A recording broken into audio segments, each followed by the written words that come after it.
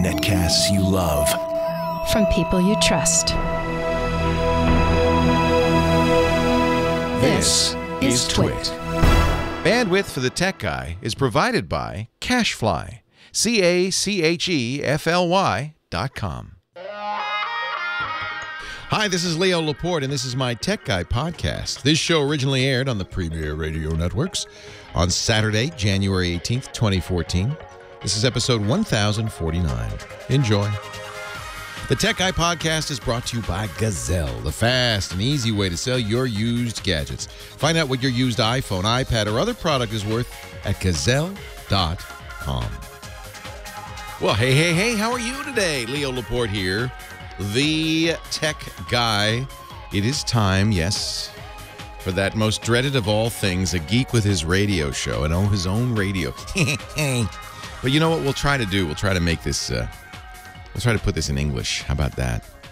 If you've got a question, you'd like to talk, 8888 Ask Leo. That's the number to call.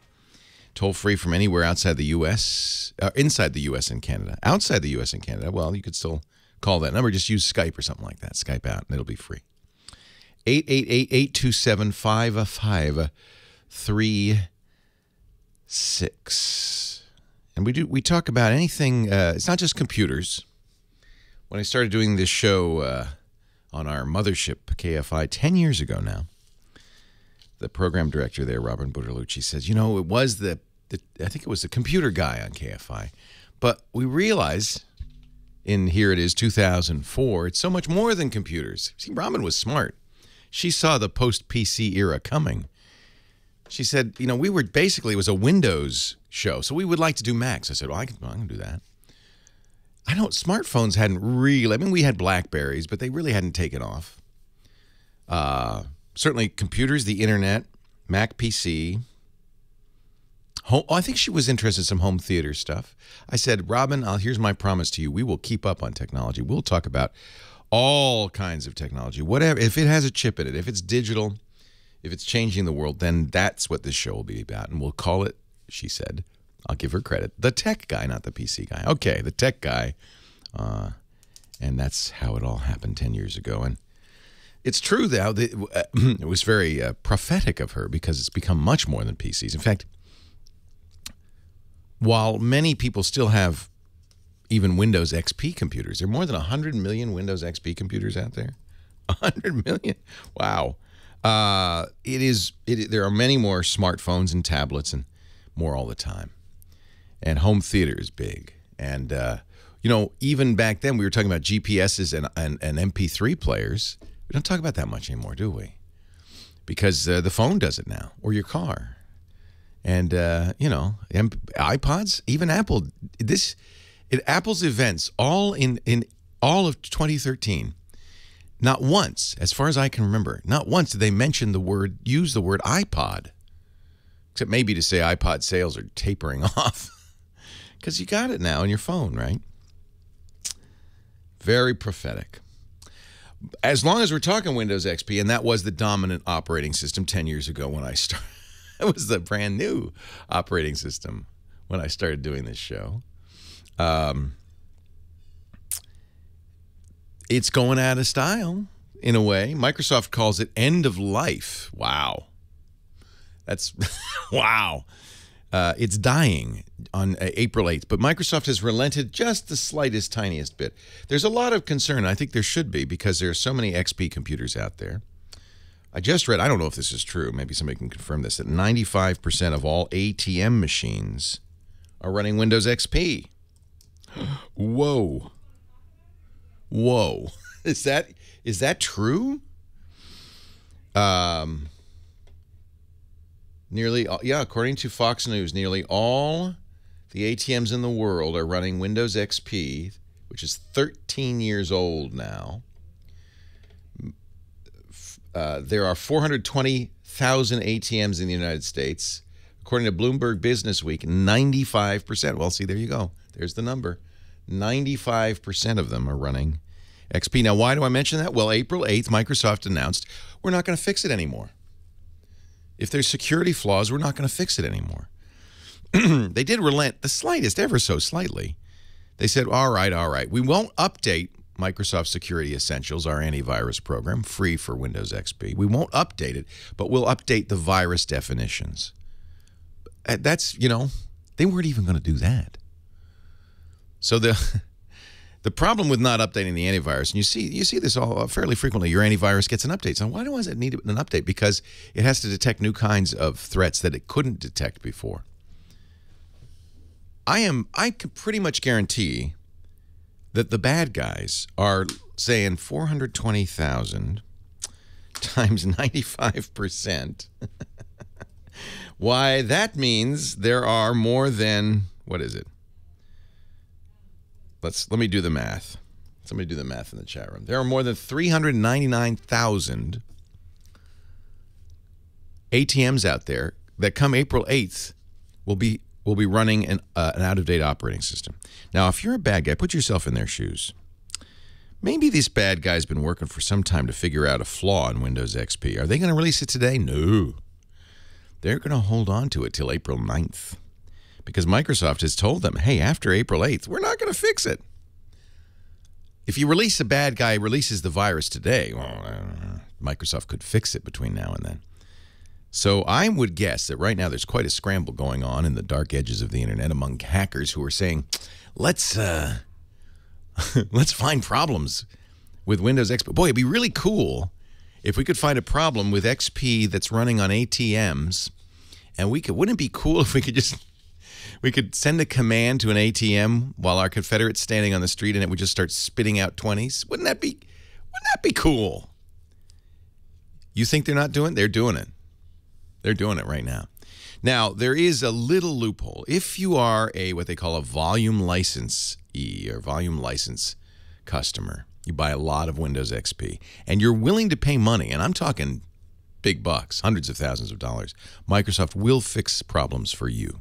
You can pay to have them fixed, but you've got to have a lot of XP. So I would guess that the banks, who are still the biggest customers of Windows XP out there, probably in many cases are going to do something about this. And maybe, it'd be interesting if a third party comes along and says, I will protect you. For a fee, I will find the problems. I would say that's going to be a brisk business. Nevertheless, I've got to think the bad guys are just gleefully rubbing their hands, thinking of the 100 million XP machines out there and all the bad things they can do. Take them over, steal passwords, break into banks and ATMs. If you thought, remember how we talked about Y2K being such a disaster? And it wasn't, because everybody sat up, took notice, and fixed it. A lot of programmers brought in from retirement off the golf links to fix problems with computers that were going to happen when the clock went from 1999 to 2000, from 99 to 00. I got to think that this is worse. That turned out to be nothing, right? This could be something. April 8th. April 8th. Get ready. Because I think we're going to see XP getting. And if you're still running Windows XP, what are the other recourses? Well, there's a couple of things you can do. One is just take that computer offline. As they call it, air gap it. Put a bit of air between it and the outside world. We had, the other day, we had 3 IT guys from the Mayo Clinic. And I asked them, I said, XP? And they said, well, the problem is a lot of, MRI machines, these big, expensive X-ray machines, they're all running XP because they don't need to update it. Some of them are still online, but that's the first thing they're going to do. They're going to air gap them. They're also going to put them behind big iron firewalls and hope that that's for the best there. You could do that. If you're a big company, you could have a barrier. See, the problem is the internet, isn't it? I mean, there's somewhat of a problem of people bringing in stuff into the network. So, but if you fence these things off, or better yet, take them off the internet. If you have an XP machine, you take it off the internet, you're fine. That'll continue to run fine. Otherwise, maybe, I hate to say it, I hate to make people spend money. It has been 13 years. Maybe it's time to get a new computer. And then, there's people like Joel in the chat room who say, my school requires me to run programs that only work on XP. For you, virtual machines. But the day of reckoning is coming. Leo Laporte, the tech guy. 8888, ask Leo.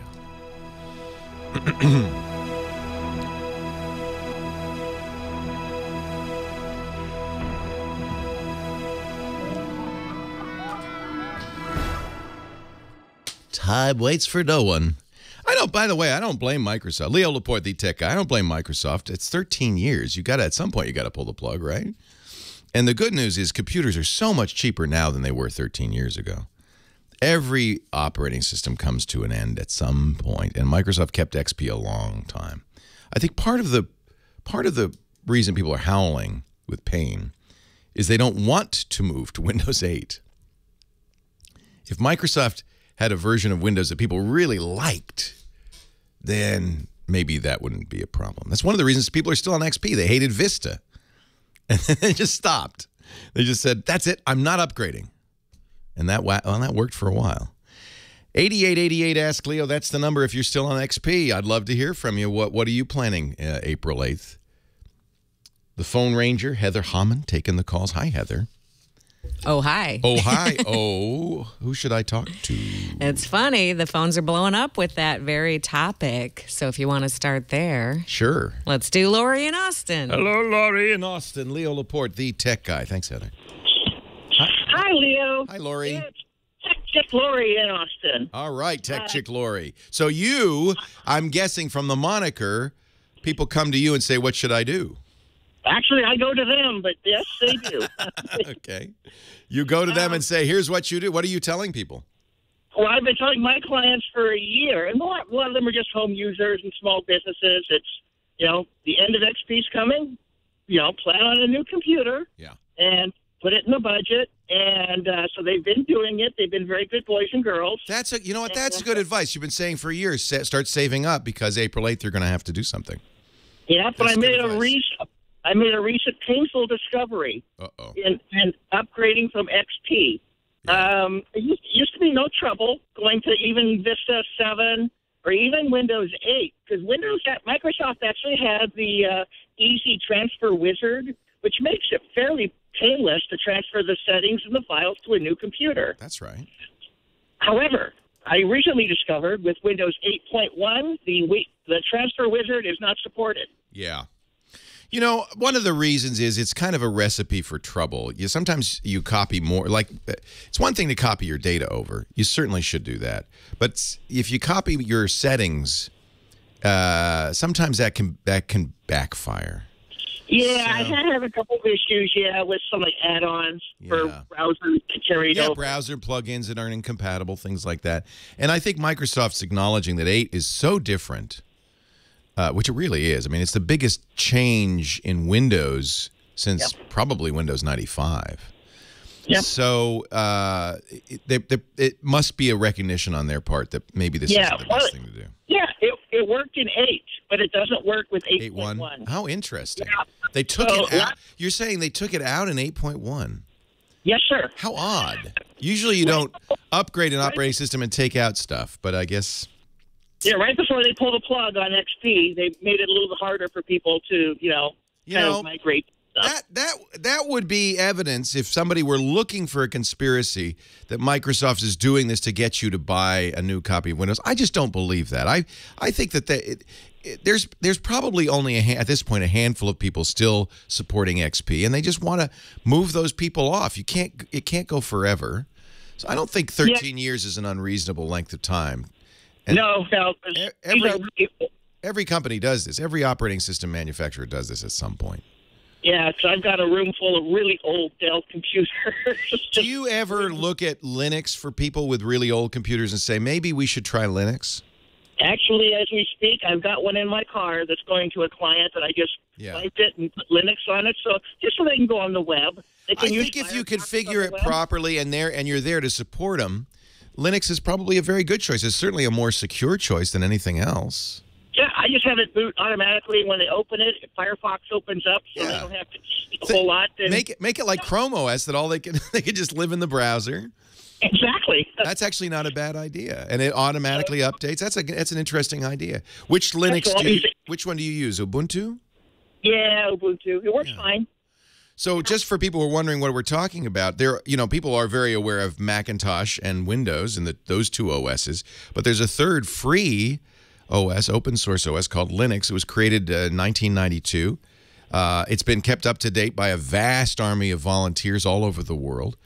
And the biggest distributor of it right now is a company called Ubuntu, Ubuntu, and they make at Ubuntu.com. They make a lovely version of Linux. A lot of people prefer to Windows, and I think it's a good choice, whether it's Ubuntu or there are smaller and lighter Linuxes for older machines, but I think that's a good choice for an older machine.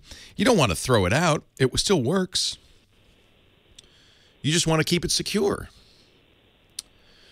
Well, Tech Chick Lori, did you have a question or? No, that was it. Just, I see on the call line it says Windows 8.1 stinks. Is that what you want? No. I didn't say that. So I think Heather may be interpreted. the first thing I do is I put Start 8 on all of my client machines. Yeah, we like that. That's from StarDoc. It's $5 and it gives it a start menu. And they made a couple $100 just through my recommendations. So awesome. And you've heard that our Windows experts, Paul Theron and Mary Jo Foley, who do our Windows podcast, Windows Weekly, have already their sources at Microsoft are saying the next version of Windows, which will probably be called Windows 9, will come out in 2015, brings back the start menu. Well, that's wonderful. I'm a self-employed geek thanks to you and the Twit Network and Steve Gibson and all, so I'm much in your debt for my livelihood. Thank you, Tech Chick Lori. And everybody should call her in Austin and get her to help you out. Thanks, Tech Chick. All right, see you later. Yeah, I think it's probably a lot of people like Lori who are on the front lines of this who are having to deal directly with it. I think she said a very good thing. Start saving up because this is coming. I don't think Windows 8.1 is a terrible choice, but the problem is if somebody's been using XP and they're using it for 13 years or 10 years and they're really comfortable with it, it's going to be a big change. It's a huge change in how it works and all sorts of stuff. And so that's why business hasn't upgraded. I mean, business. So many businesses still use XP because they know they don't want to retrain. That's where all the resistance is. Microsoft knew this going in, and I don't blame them. I don't buy into the conspiracy theory that it's all a way to get you to buy new computers. Although PC manufacturers are looking ahead to April, thinking maybe, crossing our fingers. Intel had a down quarter. Everybody's had a down quarter because nobody's buying personal computers. Some people blame Windows 8.1. And there is definitely some hope in the PC industry that the end of life of Windows XP will suddenly get everybody back in the market and they'll all buy PCs. I have to tell you, I think they're going to end up buying many of them tablets, iPads, and the like. And for the kinds of things a lot of people do, surfing and simple email, it's probably the way to go. 8888 Ask Leo, what's your experience? What are you doing? What is your plan for the end of life of Windows XP? A little program note, Johnny Jett, our travel guru who usually joins us at half past the second hour, will be a little late because he's traveling. But I can tell you Scott Wilkinson, our home theater guru, is next, and we'll talk home theater as we continue. Leo Laporte, the tech guy.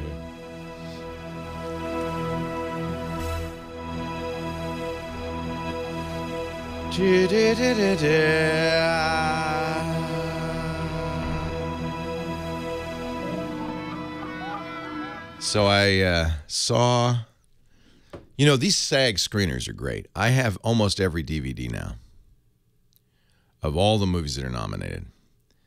But I went to see, because it wasn't really nominated, and people said, oh, they gave it short shrift, the Coen Brothers movie. Have you seen it yet? Oh, she's talking to somebody.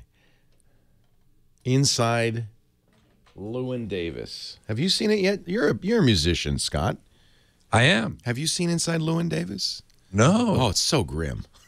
I'm not recommending it. Well, I don't really go for grim movies, I have to tell you. So it's an interesting idea. And it's the Coen Brothers, and I love them, but sometimes they're I think they alternate like weird and normal movies, right? Because some of their movies are the best movies ever. Raising Arizona, brilliant. Yeah. And then there's Barton Fink, which is this is a Barton Fink Coen Brothers movie. In fact, John Goodman's in it with a great role. John Goodman's the highlight of the movie. But it's the 60s, 1961, and it's about a folk singer who, you know, in the it's right. It's in the you know, new nascent era of folk singing. Sure. And but here's the problem. He's a failed folk singer. Oh man. And you know, if it were a Hollywood movie kind of movie, you know that he'd start really grim, bad things happen, and suddenly gets discovered, and he'd be a superstar. Right. No. Right. No. It never gets better. He's sleeping on couches. He has no money. Oh, he decides at one point to give up folk singing and go back to the rejoin the Merchant. By the way, I'm going to tell you some spoilers because none of you are going to go see this movie.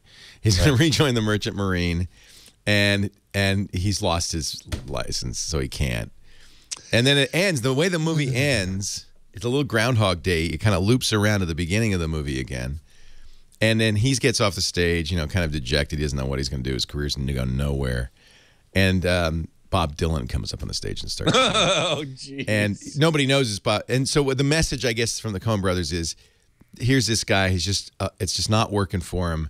But the folk revolution, it's about to begin. Folk movement is just about to begin.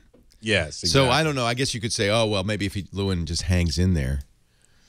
I don't know. My wife for many years was a singer-songwriter, folk singer-songwriter. Oh, well, she should go see it. You guys should go see it. I don't know. You'd recognize a lot of the characters. There's a West Village couple. He's a Columbia professor of Mesoamerican history. And he and his wife are kind of folk singer groupies, so they let him sleep on their couch.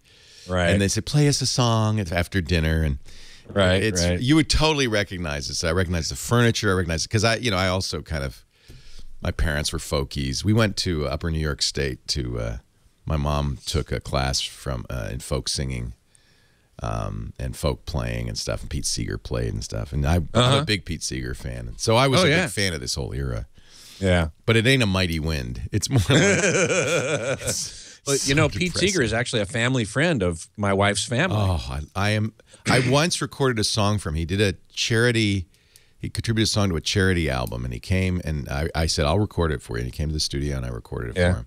Oh, wow, that's cool. I mean, it was just like... I actually shared the stage with him. Oh, he is... To me, he's like one of the greatest guys ever. I just love him. I love his voice. I love his style. Yeah.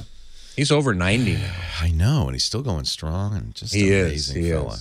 His wife just died, unfortunately. Yeah, I saw that. That was sad. Yeah, he probably isn't much long for this earth either. Then, well, you know, once the girl goes, the guy goes. Exactly. They're what keep us alive.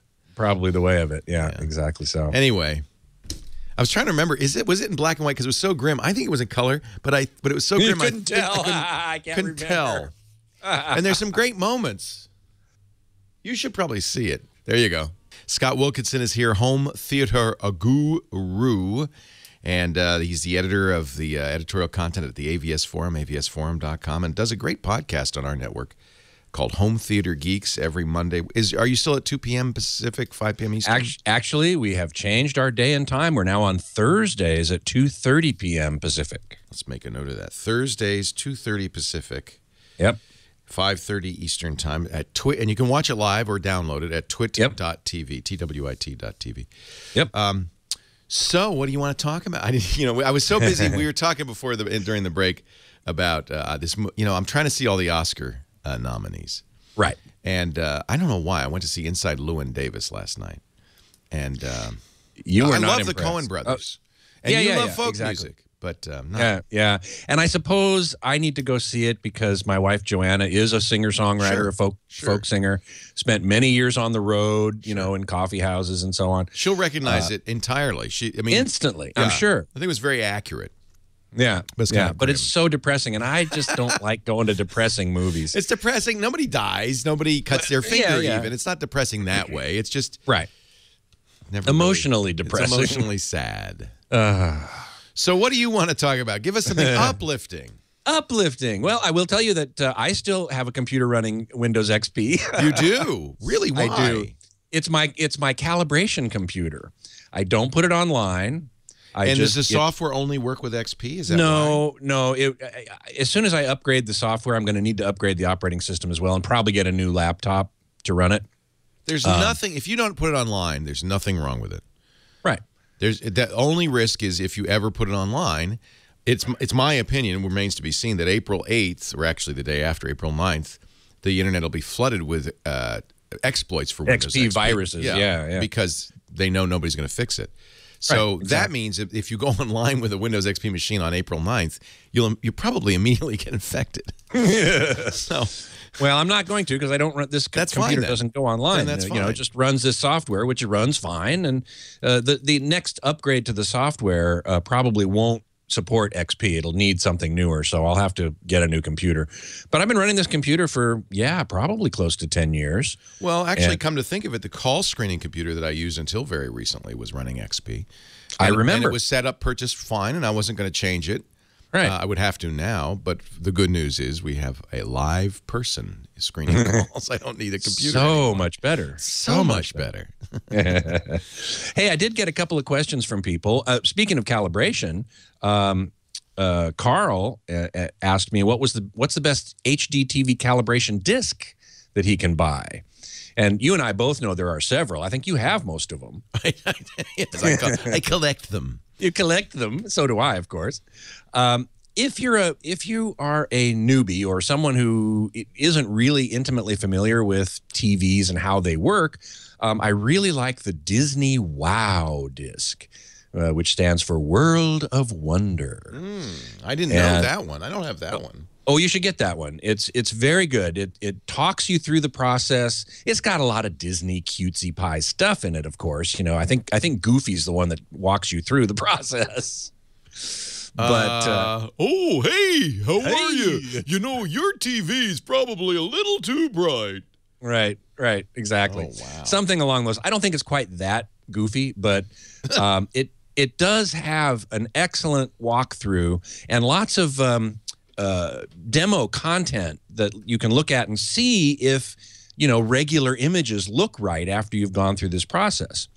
I also want to make sure everybody understands the difference, what I distinguish between setup, which is what these discs do, the Disney Wow disc, the Spears and Munsell high-definition benchmark disc, the Joe Kane Digital Video Essentials disc. They all let you set the basic user controls, which are in the regular menu. They're called generally contrast, brightness, color, tint, and sharpness. There's 5 of them. And usually TVs come out of the box and these things aren't quite set correctly. Color and tint usually are, but contrast and brightness usually aren't. And those are very important for getting the best possible picture quality. So using one of these discs to do that really improves the picture quality significantly. Now, if you know, if you're more of a geek, then the Spears and Munsell high definition benchmark disc or the Digital Video Essentials HD Basics disc would work very well for you. All of these discs are available as Blu-rays. The Disney disc is also available as a DVD. So if you don't have a Blu-ray player, you could get it as a DVD. And they're all in the $20 to $30 range. So it's not particularly expensive. The next step is called calibration, what I call calibration, which requires pretty expensive equipment and some significant training in order to do correctly. And the controls that you use to do that are often these days also in the user menu, but I don't recommend touching them unless you know what you're doing and you have the right equipment to use them. So that's the distinction I want to make sure people understand. You can get about 80% roughly of the way towards the TV's. That's my question. Yes. Yeah, that's my question. So first of all, we should say up front, you must calibrate your TV. Well, you must set up your TV. You got to set. You cannot take it the way it comes from the showroom or from the factory. Correct. It's just not going to look as good as it can. It's set for a showroom. It's not going to look good. Correct. If you can, some of it you could just. The first step, which will get you halfway there, is to put it in movie mode. Correct. That is the very first step to do. Is there's a parameter called picture mode, or sometimes just picture. And there'll be sports, there'll be game, there'll be dynamic. Now they're being a little bit more honest. They're calling it in some cases showroom. But though that it's going to its default mode will be dynamic or vivid or showroom. It'll be the bright, like wow, right. And just get used to the idea that's wrong. That's wrong because it does appeal. Even the mode called standard is wrong. Oh, interesting. Typically, okay. You might think that standard would be right. That's standard, it's yeah. Movie or cinema. Then the next step is to get this disc or one of these discs and do a little bit more. And you're saying, how close does this get you to a professional? The problem is a professional, we're talking more money each step of the way. Exactly. Professional calibration is hundreds of dollars. Hundreds of dollars, yes. And they have to charge that much because the training and the equipment are very expensive. And how close do I get by doing it myself with a disc? About 80% of the way, typically, most people say. I have to say, because I have the good luxury of knowing somebody in the business. His name is Scott Wilkinson. And I have to say, on one TV, the Panasonic Viera, which we recommend, a lot of people have, your calibration made such a huge difference. I was just blown away. And at first even thought, gosh, this is so desaturated, so not vivid. But once I got used to it, boom, it's the grass is green when you watch a football game. It's the right color. Same green that you see when you look out the window. Yes. Yeah, or that's the goal. In January, brown, but it's the color it's supposed to be. Now, the interesting thing is that much fancier OLED TV that you calibrated, that was surprisingly close out of the box. Yeah. And some TVs are, you just have to you pays your money and you takes your chances. Right. Some people suggested that you could go online, search for your brand name of TV, and get settings. Places like your own AVS forum would have settings. How good is that? It gets you sort of there, but the problem is manufacturing tolerances. The settings that work on one VT60 won't necessarily be perfect for another VT60. Okay. Because the tolerances are different. Worth doing as we get closer to the Super Bowl. Oh, yeah. Got a big game tomorrow. You might want to calibrate today. Scott Wilkinson, avsforum.com. Thanks for joining us. Leo Laporte, the tech guy.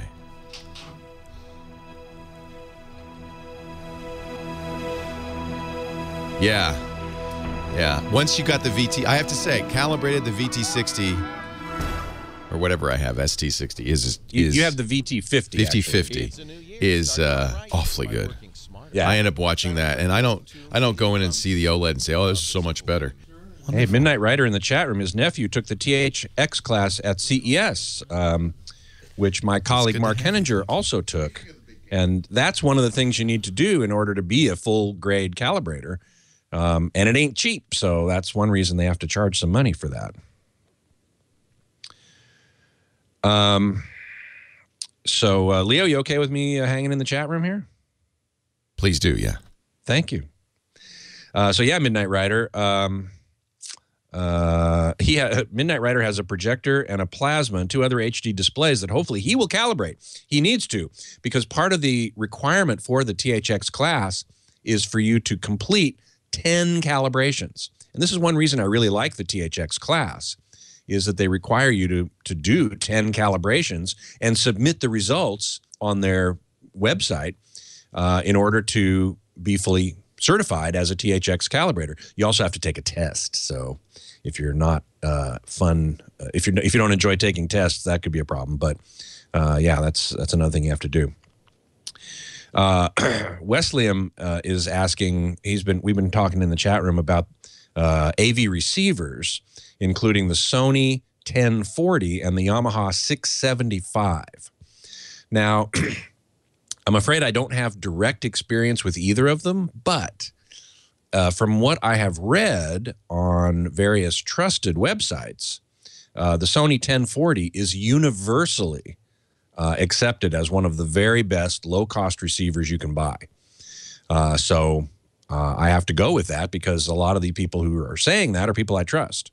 The 675 is also well regarded, but it is not universally cited as the top pick.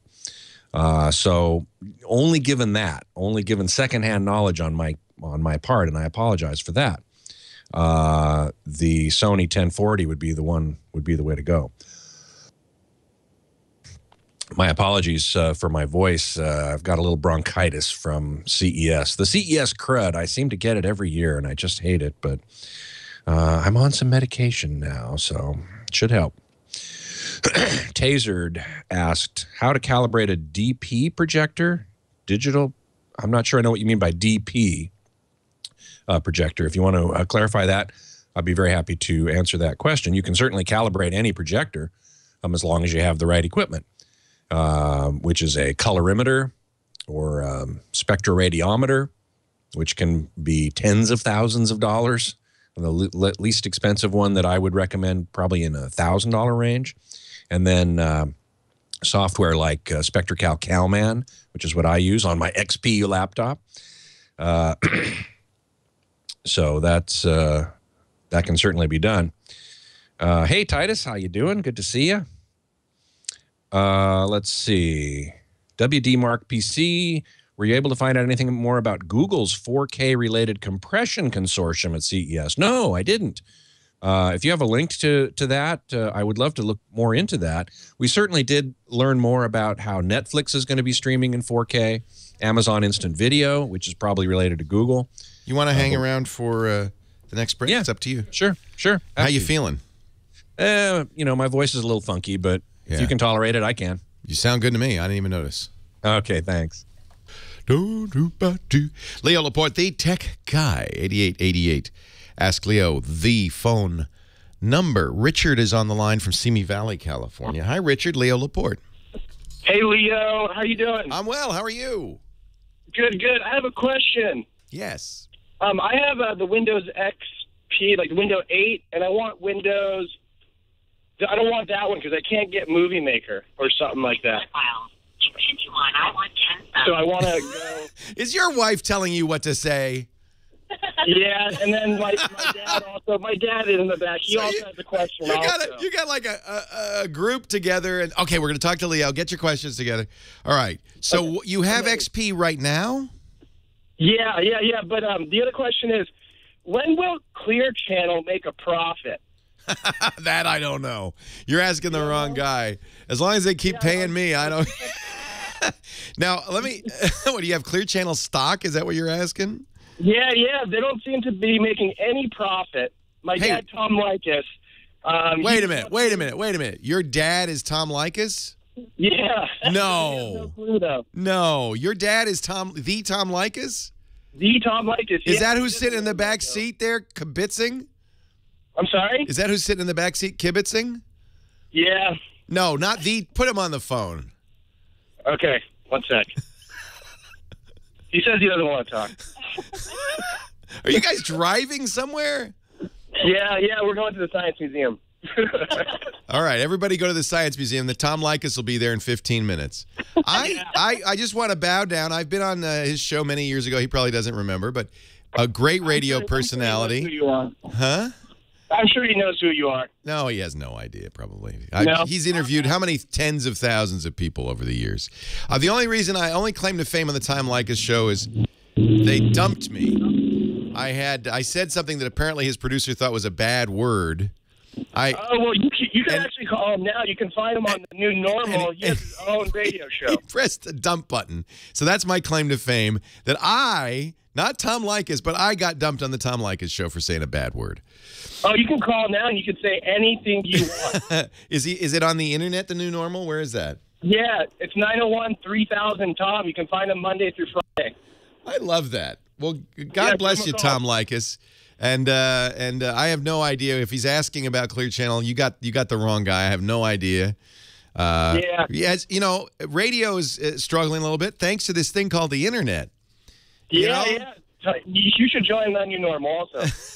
I got my own little network going here. But that's the thing that's very interesting. The internet reinvents a lot of businesses. And while I don't think radio is going to go away, I've had this conversation a lot because I love radio. It's a great medium. I'm sure your dad does. I mean, it is a beautiful, beautiful medium.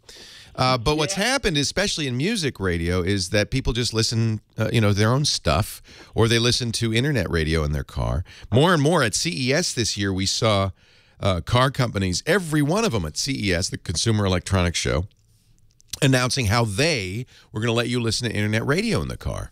And that's just got to, scare radio stations. It's like, wait. But they're all doing deals either with Apple, You know, a lot of, I mean, half a dozen car companies, or I think GM is one of them, are putting Siri and the iPhone in your car. Well, if you've got Siri and the iPhone, there's no reason you can't use an application. Now, you notice Clear Channel's response to this, which I think is very savvy, is to launch iHeartRadio, so that iPhone can have iHeartRadio on it. And you can even be listening to your local radio station instead of through the airwaves, through the internet. And I think that's a smart response to it. And I think if you get a new car, you're going to see that really, while the radio is a part of it, it's not going to go away. I don't think you're going to ever see radios leave cars. You just have a lot more choices. Now, as for XP, oh, he's gone. As for XP, I don't know that Windows Movie Maker doesn't work on Windows 8. Did they pull that out as well? That would be depressing to me. As far as I know, you can still get Windows Live Movie Maker. View system requirements. Let me look at it here. It says, yeah, it works on Windows 8.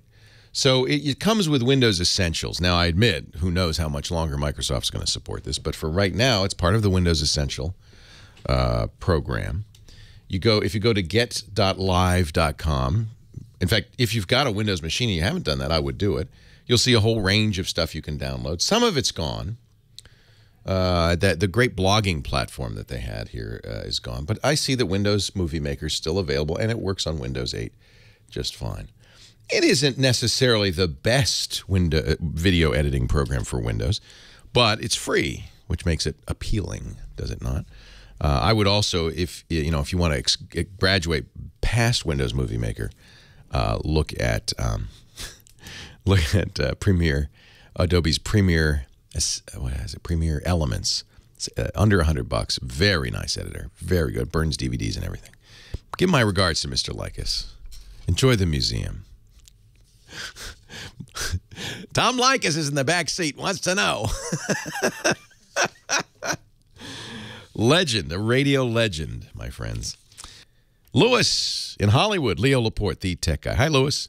Mr. President. I don't know. What is the term? I was elected president of the internet, but it's been many years now, so. You're still president. It's an honorary title. There hasn't been a new election. As far as I know, there has not. Yes. I believe the guy who founded Reddit was elected mayor of the internet, but I think president trumps that. Last week, a 3-member panel of the United States Court of Appeals Circuit for the District of Columbia unholstered the judicial equivalent of a semi-automatic, and they executed net neutrality as if they were performing a mob hit in a Scorsese film. I like your prose, my friend. The hit was put out by Verizon, one of the families of the much-feared telecom syndicate. That's right. And there was collateral damage. The victim, known as the World Wide Web, is currently in stable condition, but the wounds could be critical. I'm bullish.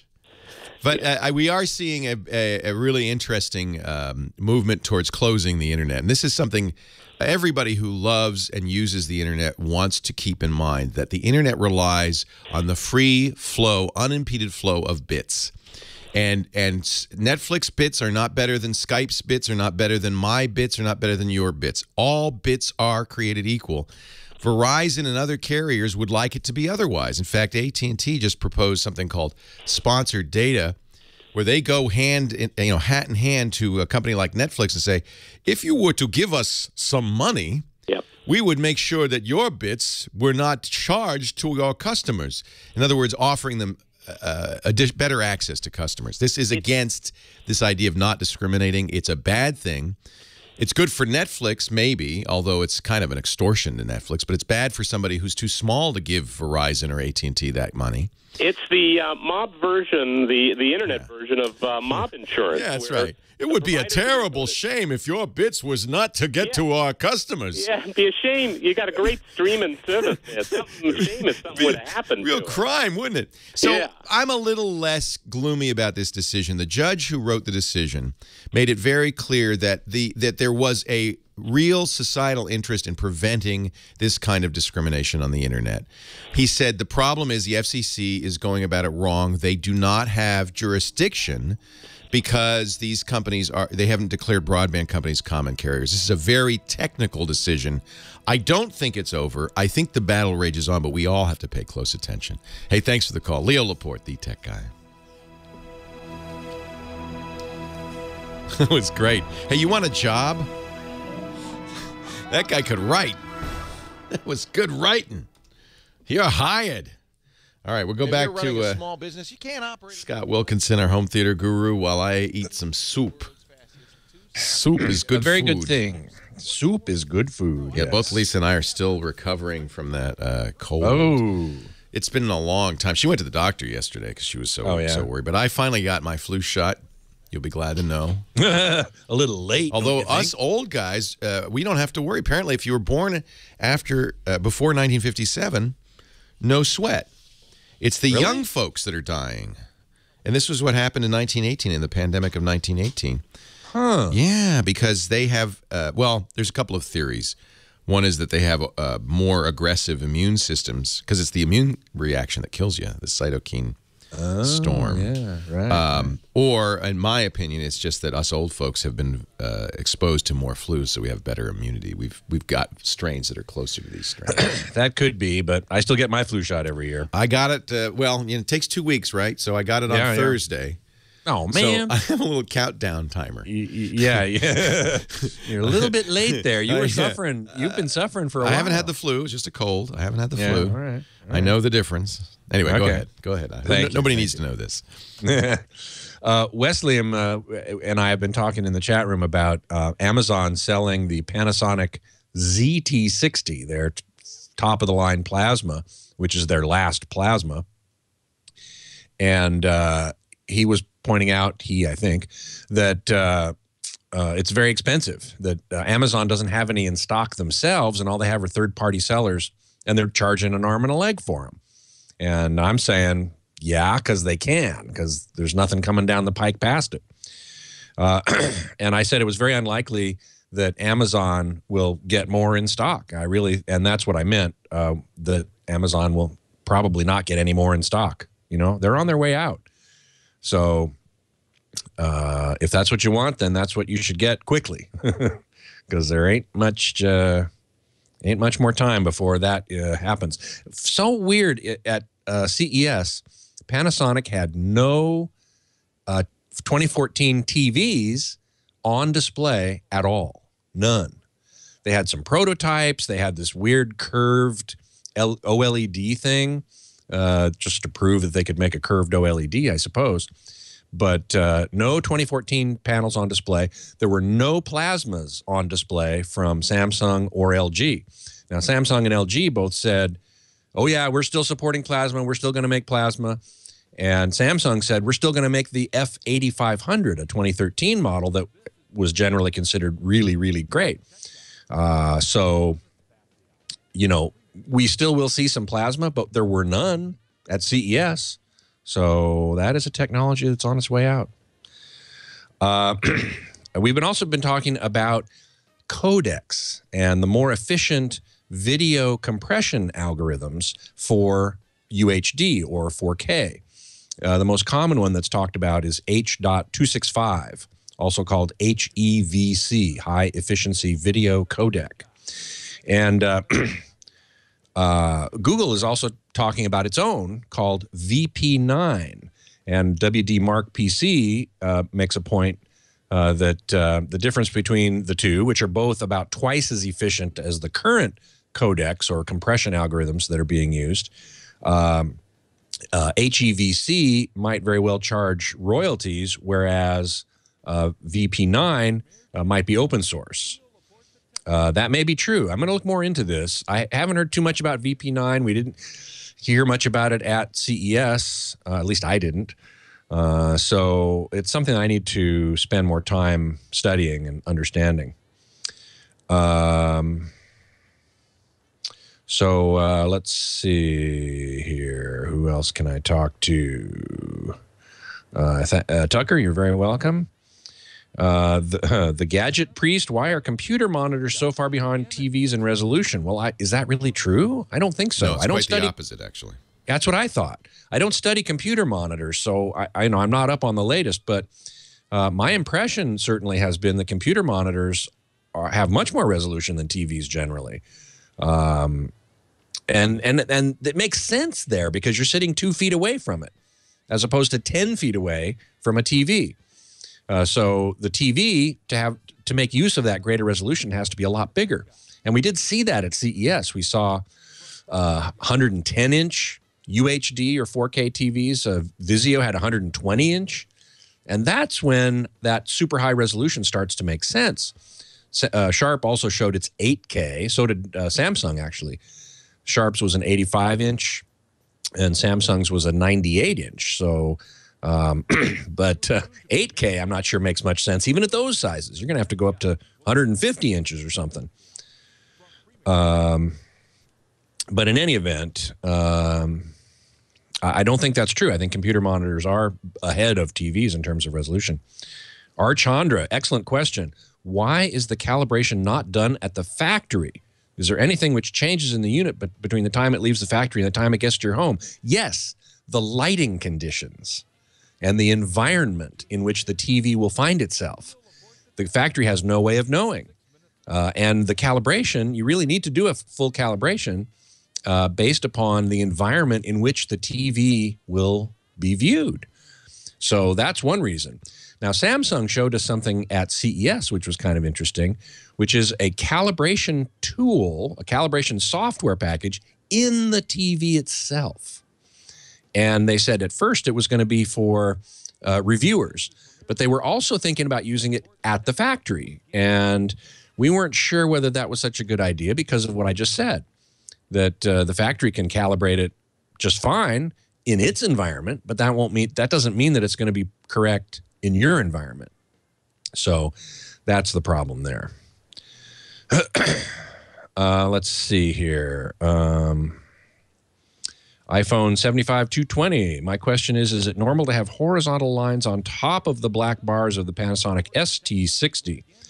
Do you mean white horizontal lines? Sometimes when you're watching broadcast TV, you can see, it looks almost like a digital code at the top of the screen. It kind of flickers and flitters around. We call this sometimes digital hash, and it's kind of some of the metadata that's sent along with the signal that shouldn't be visible, but sometimes is. If that's what you mean, that's what it is. Mike Heiss is in the chat room. Hey, Mike. He says, remember that HEVC has the lead as it will be embedded in many new 4K TVs. And that's absolutely correct. We saw a lot of TVs at CES that had HEVC or H.265 built into the TV for broadcast, Blu-ray, 4K Blu-ray, whenever that happens to be. We have heard some that there might be some movement in that direction as well. David Katzmeyer on the podcast last Thursday said that he expects to see a 4K Blu-ray, might not be called Blu-ray, we don't know, at 2015 CES. Yeah, Samsung said they had one, right? Yeah. No. They told Australians that they had a 8-layer Blu-ray that would be big enough for 4K. This was during CES, but they didn't do it at CES. No. Of course. Not that I saw. No. They told an Australian journalist. All right, I got to run. Thank you, Scott. Okay. Have a great week. Have fun.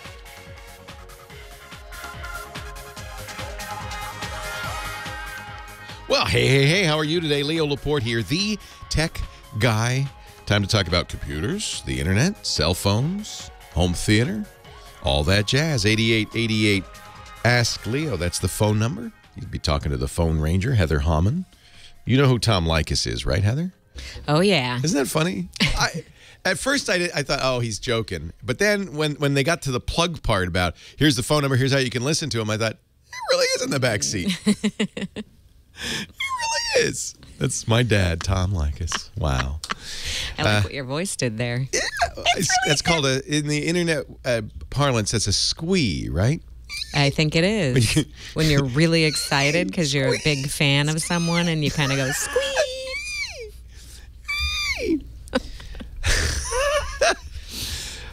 Who should I? Who should I talk to next? I do that like a teenage girl, don't I? I'm very good at that. You've got a lot of teenage I'm girl still in working you. on the aw, but I got the If Justin Bieber threw an egg at my house, And you're good at making your voice go up at the end of a sentence for no reason at all? absolutely. Everything is a question. Yes, I know how to do that too. Who should I talk to on the next call? It is Michael in Fountain, Colorado. Michael in Fountain, lucky Colorado. listener. Hi, Michael. Leo Laporte, the tech guy. Hello, Michael. Oh, wait a minute. I have to push a button. Sorry, Michael. This is all new to me. Hi, Michael. I've only been doing this, 25 years. How are you, Michael? I hear you.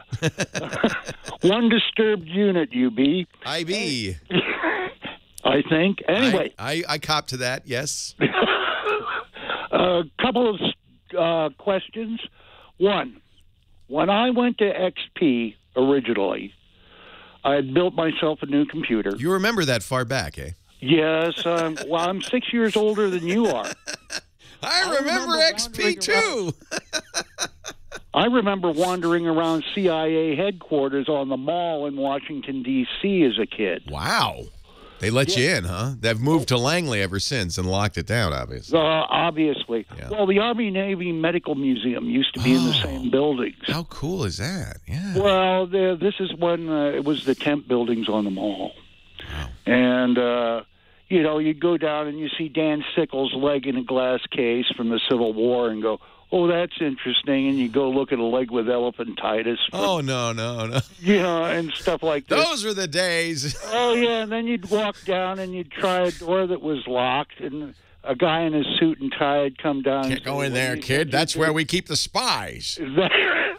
Basically, he said, that's under, we're putting in a new exhibit, and, secure. your way. Don't go in there. Yeah, but, I mean, basically, that's the way Washington was back in the late 50s, early 60s. Well, who could forget, you used to be able to walk. What was that whole thing about cheese in the White House? You go in and have a piece of cheese with the president? Yes, did that on the White House tour. Do you have a tech question, my friend? Yes, oh, I yes. do. 1, XP. I remember building an XP computer. 2. Right. I installed XP. I have now moved up to Windows 7 Professional. Good man. That's, I think, the sweet spot for most people. That is the best version of Windows. I like it a lot. It works very well. I have had a couple of computer crashes where I've had to restart and rebuild everything. The problem is I bought a full copy of XP Pro. Yeah. With Service Pack 1. Yeah. Then when 7 was getting ready to be introduced but hadn't been introduced, I bought on the cheap, their $49 special, a copy of Home Premium. Yeah. Then That's an an upgrade version. Yes, an upgrade. And then I bought an upgrade version to Windows 7 Professional. I've done the upgrade path rather than the hard install path. Right. Now, the question is, how will XP going off the mark won't make a difference at this point. Yeah. It won't make a difference. There's ways to inform Microsoft that you once owned it. You're talking about, I want to reinstall, or I want to install this Windows 7 somewhere, and it's going to say, well, where's your XP? Right. There are ways around that. In fact, I would suggest a visit to the super site for Windows, winsupersite.com, my friend Paul Thurrott's site. Ah, yes, I've seen him on. Yeah, he talks about how you can do all of these upgrades, whatever they are, without actually having it installed to upgrade it on top of. And there are little tricks and stuff. Microsoft even knows about these because they recognize you may not have Windows XP installed. In fact, you almost certainly won't going forward. No. But those upgrades will still be good. Because I still have a few HD DVDs in my collection, and XP supports that. Understand that Windows 7 disk is a full Windows 7. It's not like because it's an upgrade version, it doesn't have all the bits. It has everything, but it just has some code in there that checks for a previous version of XP. Previous version. Right. And I'm trying to remember. I think the serial number is probably sufficient. One trick that it seems like a long way to go is to install the Windows 7. I can't remember the details. Go to the super site. It's something like installing Windows 7 without registering it and then upgrading it. It was crazy, but it worked. And I think Microsoft knew about these backdoors and didn't get rid of them for pretty good reasons. It is a mess, isn't it? It's kind of a shame. Yeah, it would have been nice if they'd made it easier. You know, the difference, you compare it to Macintosh, the difference is Microsoft, until recently, was just a software company, and that was how they made their money, was these upgrades. And Apple has always offered OS X just basically, you know, unprotected. So you can always install it. It never did any checks or anything like that. But they made their money in hardware. And I'm wondering if now that going forward, Microsoft is a hardware company as well, if that might, you know, you notice they didn't charge anything for Windows 8.1. It was free. Yep. I'm wondering how much. I'm waiting for 9. Yeah, I think 9. Well, there is, and I don't really buy into this, but there is this kind of notion that every other version of Windows is okay. And, you know, so that XP was good, but Vista was bad. You know, 7 was good, but 8 was bad. So I everybody says didn't 9 like will be good. the operating screen on Vista. Well, there were a lot of things not to like about Vista. I don't think it was as bad as people said, but there were a lot of things not to like. I'll tell you, I even think Windows 8.1 is okay. You can make it look like Windows 7.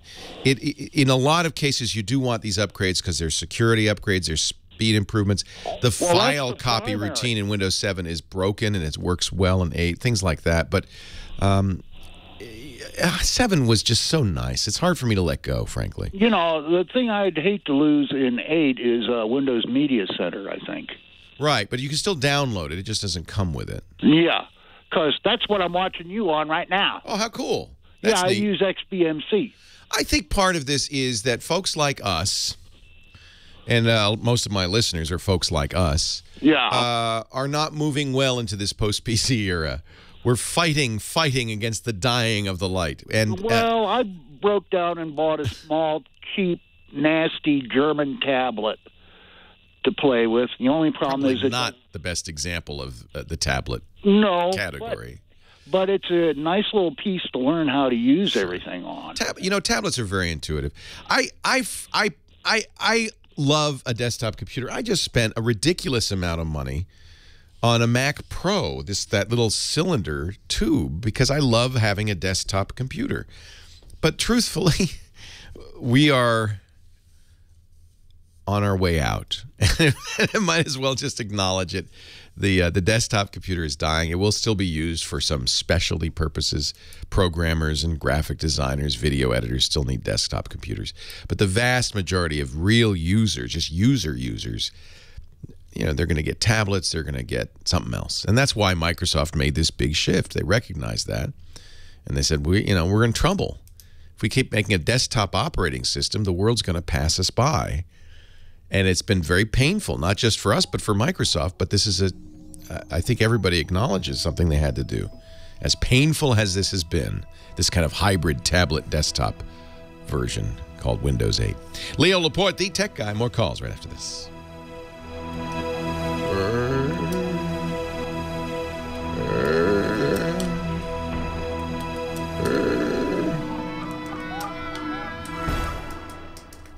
Our show today is brought to you by a company designed to help you make this transition or just upgrade your stuff, get better stuff. There's no reason for you to have a whole drawer full of stuff when you can turn it into cash at Gazelle, gazelle.com. They will buy your old phone, iPhone, yes, but also old Blackberries, HTCs, LGs, Motorola's, Nokia's. Maybe you have a Samsung Galaxy, I don't know, I have a Galaxy S4, and I'm thinking of, actually I did move to the Galaxy Note, so I've got my old XS, $185 on the S4. That's all. That's about what I paid, a little less than what I paid for it. So here's the deal. You can get these quotes for 30 days right now if you visit gazelle.com. On anything, tablets too. You got an old Microsoft Surface ready to upgrade, an old Samsung Galaxy Tab ready to get the new one? Go to gazelle.com, get a quote. The quote's good for 30 days. Still have an iPod, eh? Well, yeah, you can get rid of that too and get a new iPhone. Quote's good for 30 days. You don't have to pull the trigger, but when you've decided, all right, I've got enough stuff. Look at that, unlocked, $255, and they even tell you how to unlock your iPhone 5. $255 on an iPhone 5, so you can get the 5C or the 5S. When you're ready to pull the plug, they will send you a box, prepaid postage. You pile all that stuff in there. Then they turn it out very quickly, which is nice. Their data experts will wipe your data if you forget. I mean, I still recommend wiping it before you send it, but if you forget, as we often do, they'll take care of that for you. They'll even upgrade your payment if it's in better condition than you thought. They check all that stuff. And then they either send you a check, a PayPal credit if you want it right away, or if you've got the time and you spend a lot of time on Amazon, get the Amazon gift card because they'll bump it up another 5% over the offered price. Gazelle, keep it moving at Gazelle.com. They've paid more than $100 million to over 700,000 customers, happy customers, free shipping, fast processing. Get cash for that old gadget. Don't just let it gather dust. Gazelle.com.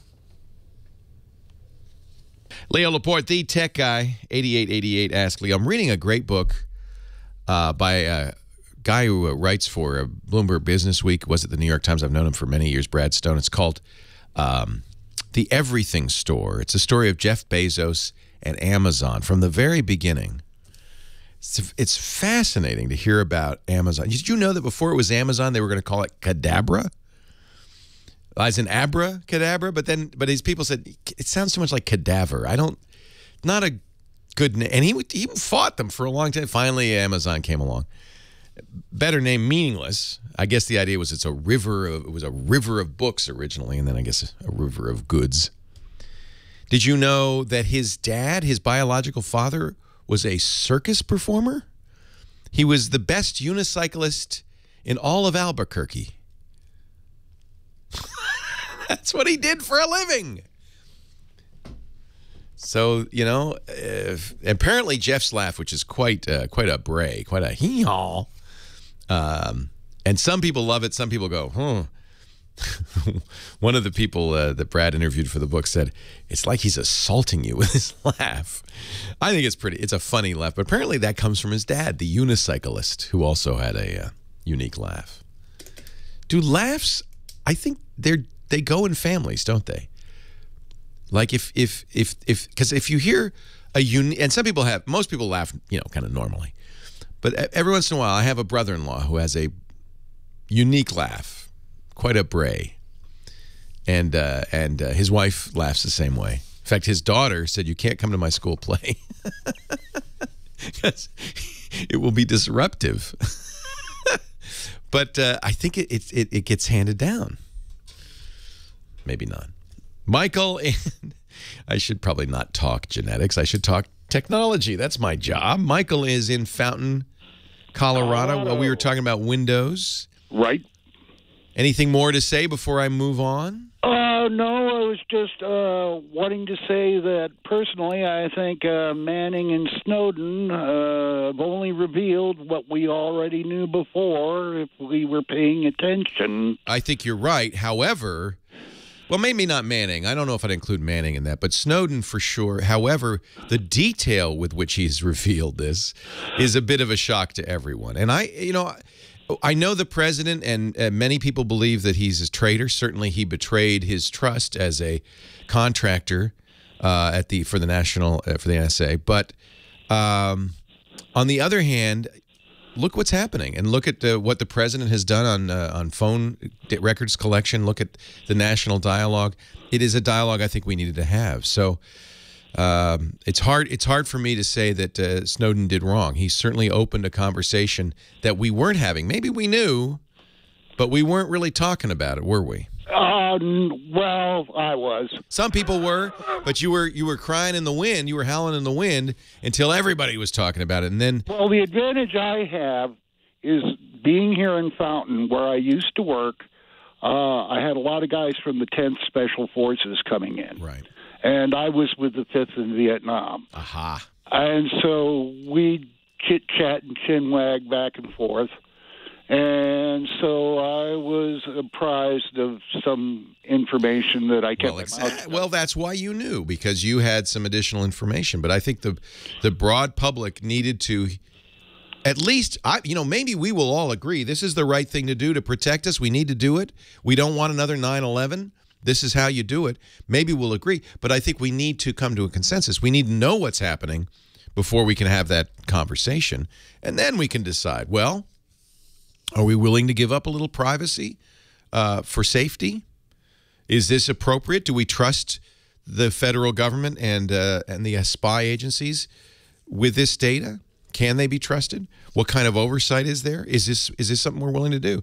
And I, for one, I would not jump on the bandwagon of they've got to stop this, because the last thing we want is more terrorist attacks. And I think that it's pretty clear that our president, who was very much against this kind of widespread spying when he was a senator and spoke out against it, as soon as he became president, and this Gates book that just came out kind of tells you this, he realized, whoa, there's a reason, there's a lot of threats. There's a reason for this. And I think it's reasonable for somebody who's commander-in-chief to say, I got to protect the American people. But we need to have the conversation about what are we willing to give up in order to be protected. I think that's a good conversation. I'm glad we're having it. Jim is in Huntington Beach, California. Hi, Jim. Leo Laporte, the tech guy. Happy Saturday, Leo. Happy Saturday. I recently had to reload Windows 7 Ultimate after a fatal crash, and I want you to know that I'm backed up internally with an external drive and on Carbonite, because I listen to you. That's the 1-2 punch everybody should have. You bet. And after doing that, I've run into problems with my cloud server. I use Ignite for my cloud server. I do a lot of document work with it. And ever since I've reloaded everything, when I do file access or file operations through Windows Explorer, just with my cloud server, it's horribly slow. Ooh. I'm not familiar with what you just said. Is it Ignite? Egnyte. They're a California-based, I think somewhere around Silicon Valley, Santa Clara area. Good service. Enterprise file sharing. Interesting.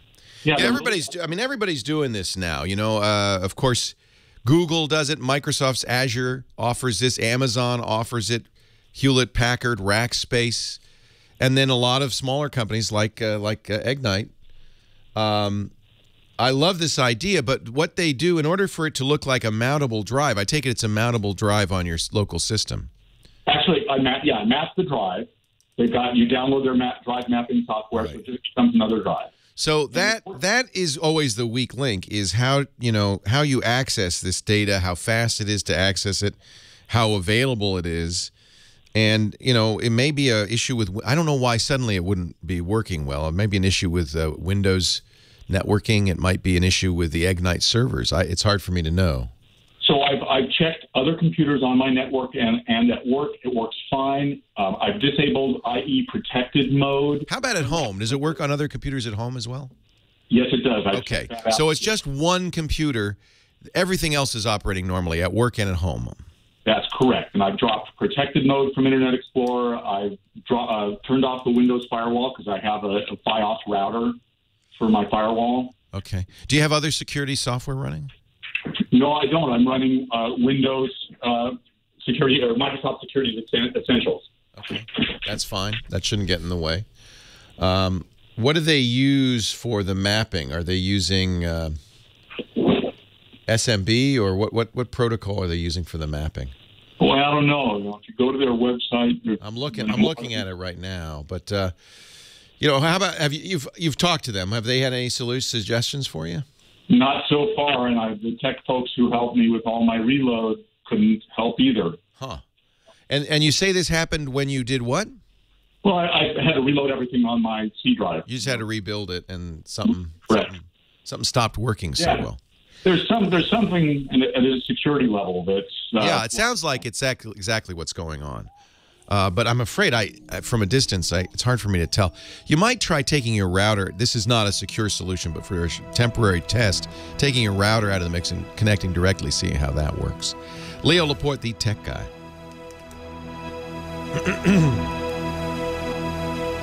Ignite. I'm not familiar with them. say it's a Dropbox replacement. Stop consumer rogue file sharing. I like that. No consumer rogue file sharing.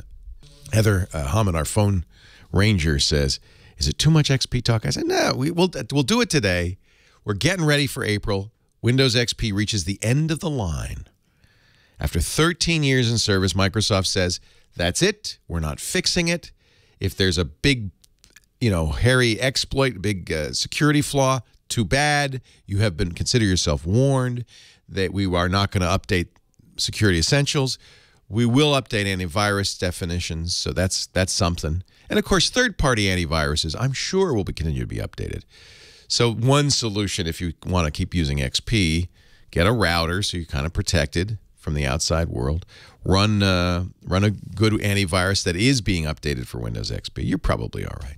I just worry, and everybody worries about this, if there's some gaping hole, something that allows a bad guy just to surf in off the internet and bang your computer and take it over. Microsoft says, we don't care. We're not going to fix it. Now, I wouldn't be surprised if they blink, because there's so many Windows XP machines still in service.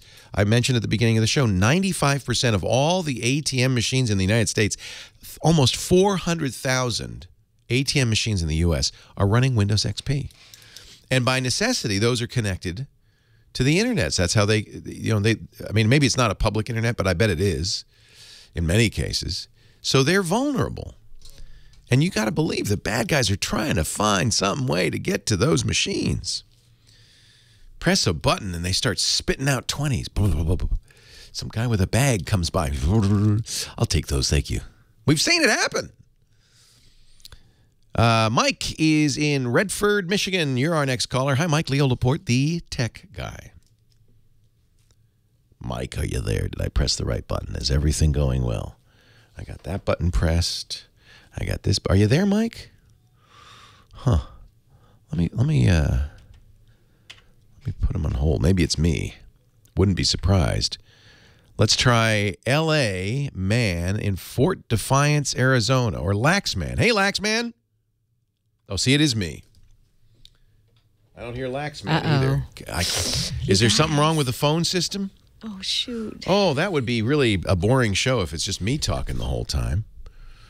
Can you talk to him? You can't either. All right, so here's it's so fun to watch. It's like ants in an anthill that I've just poked with a stick. The engineers come scurrying. Scurry, scurry, scurry. So you got Laxman now. What should I do, Mr. Engineer Man? Looks like he's on. You could talk to him, Heather? This new line I can, so let's talk to her on TJ? line 1. Oh, line 1. Hi, this is Leo.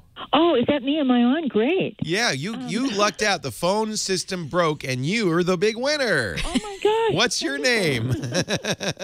Well, I am looking to buy a new laptop, and I just wonder what the minimum, thing I would look for. I have an old compact that has Windows ME on it. What? And we're talking about XP, and you have trumped that. You have an even older version of Windows. Can I upgrade that old computer, or should I just... No.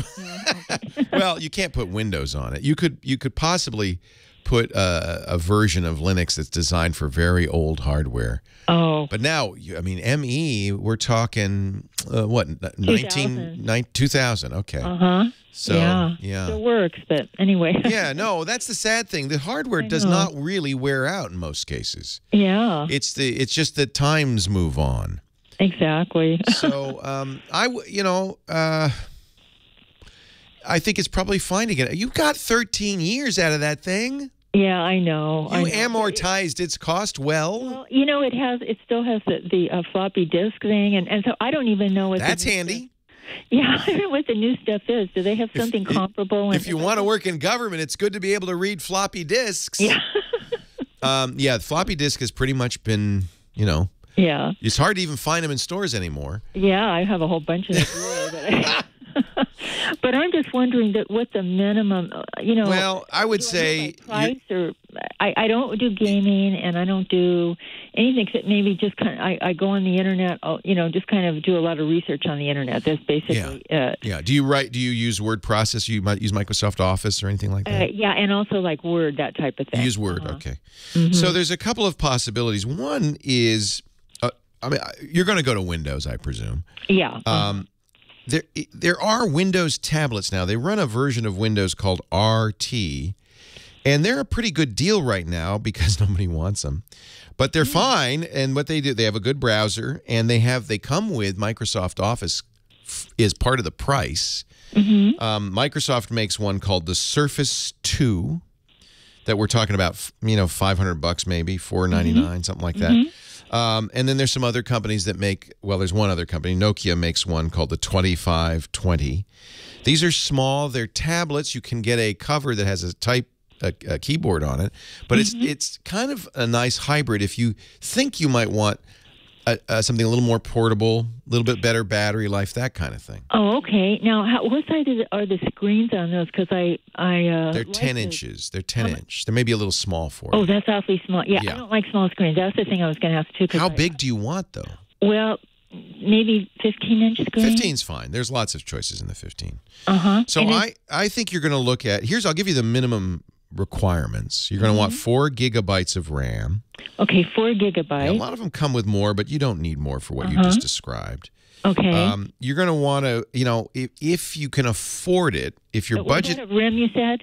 RAM, RAM. Okay, I'm sorry. That's the volatile memory that disappears when you turn the computer off. There's two kinds of storage on a computer. There's a hard disk, and then there's RAM. RAM is smaller space, but that's where the data and the program are living while the computer's on. When the computer's off, the RAM just goes away.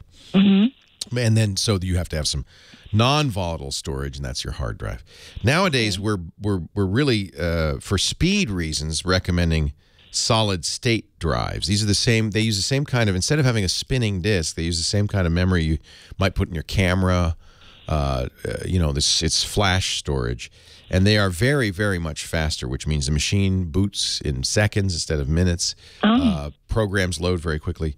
That's all the good stuff. The bad stuff is the cost per gigabyte is higher, so you tend to get smaller drives. But how big is your Windows ME drive? Probably probably less than 2 gigabytes, right? Maybe it's. Oh yeah. So we're talking at minimum 128 gigabytes. 64 times bigger. And you may even be getting a 256 gig.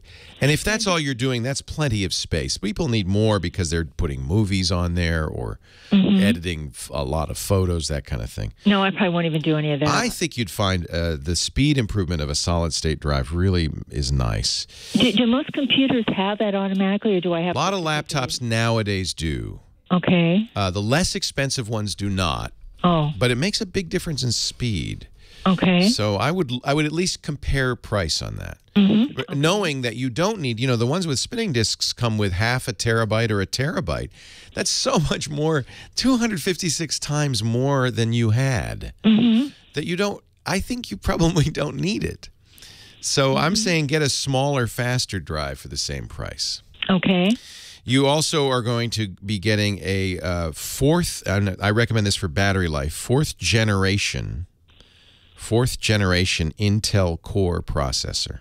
Oh, okay. Intel Core processor. Intel, get Intel. The AMDs are cheaper, but that's because they're not as fast. They're not as good. And you're going to get an i5. So you want a fourth generation i5. Okay.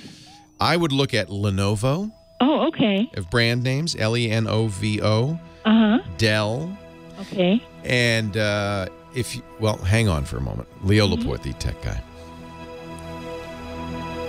So do we know what's wrong? Are you able to talk to him now? Yeah, it was so weird. Anyone that I screened before that, I couldn't talk to. Everything that came in right after, just fine. If you're running a small business, you can't operate. Do we have a thought about what that is? I think the technical word is glitch. We have a glitch. Leo Laporte, the tech guy. We were talking, I didn't get your name before we started. It's Ann. Hi, Ann. We were talking with Ann about her new computer. It's time. She has a Windows ME computer. And it's time. And you're going to enter the world that is much more secure. Now, one thing I did want to mention is you will be getting a Windows 8.1 operating system. And that's what I was wondering if I could get a 7. Is there anywhere I can get can. You can. Dell and Lenovo both will sell it to you with Windows 7. If you get 8, you should get a touch screen. But if you're going to get 7, then you don't have to worry, and that actually will save you some money because the touch screens do add a few $100 to the cost. Okay, good. But I do believe that Windows 8 requires, or it certainly is best with touch. It's designed for touch. But and by the way, Windows RT is Windows 8.1. It's just a special version of it.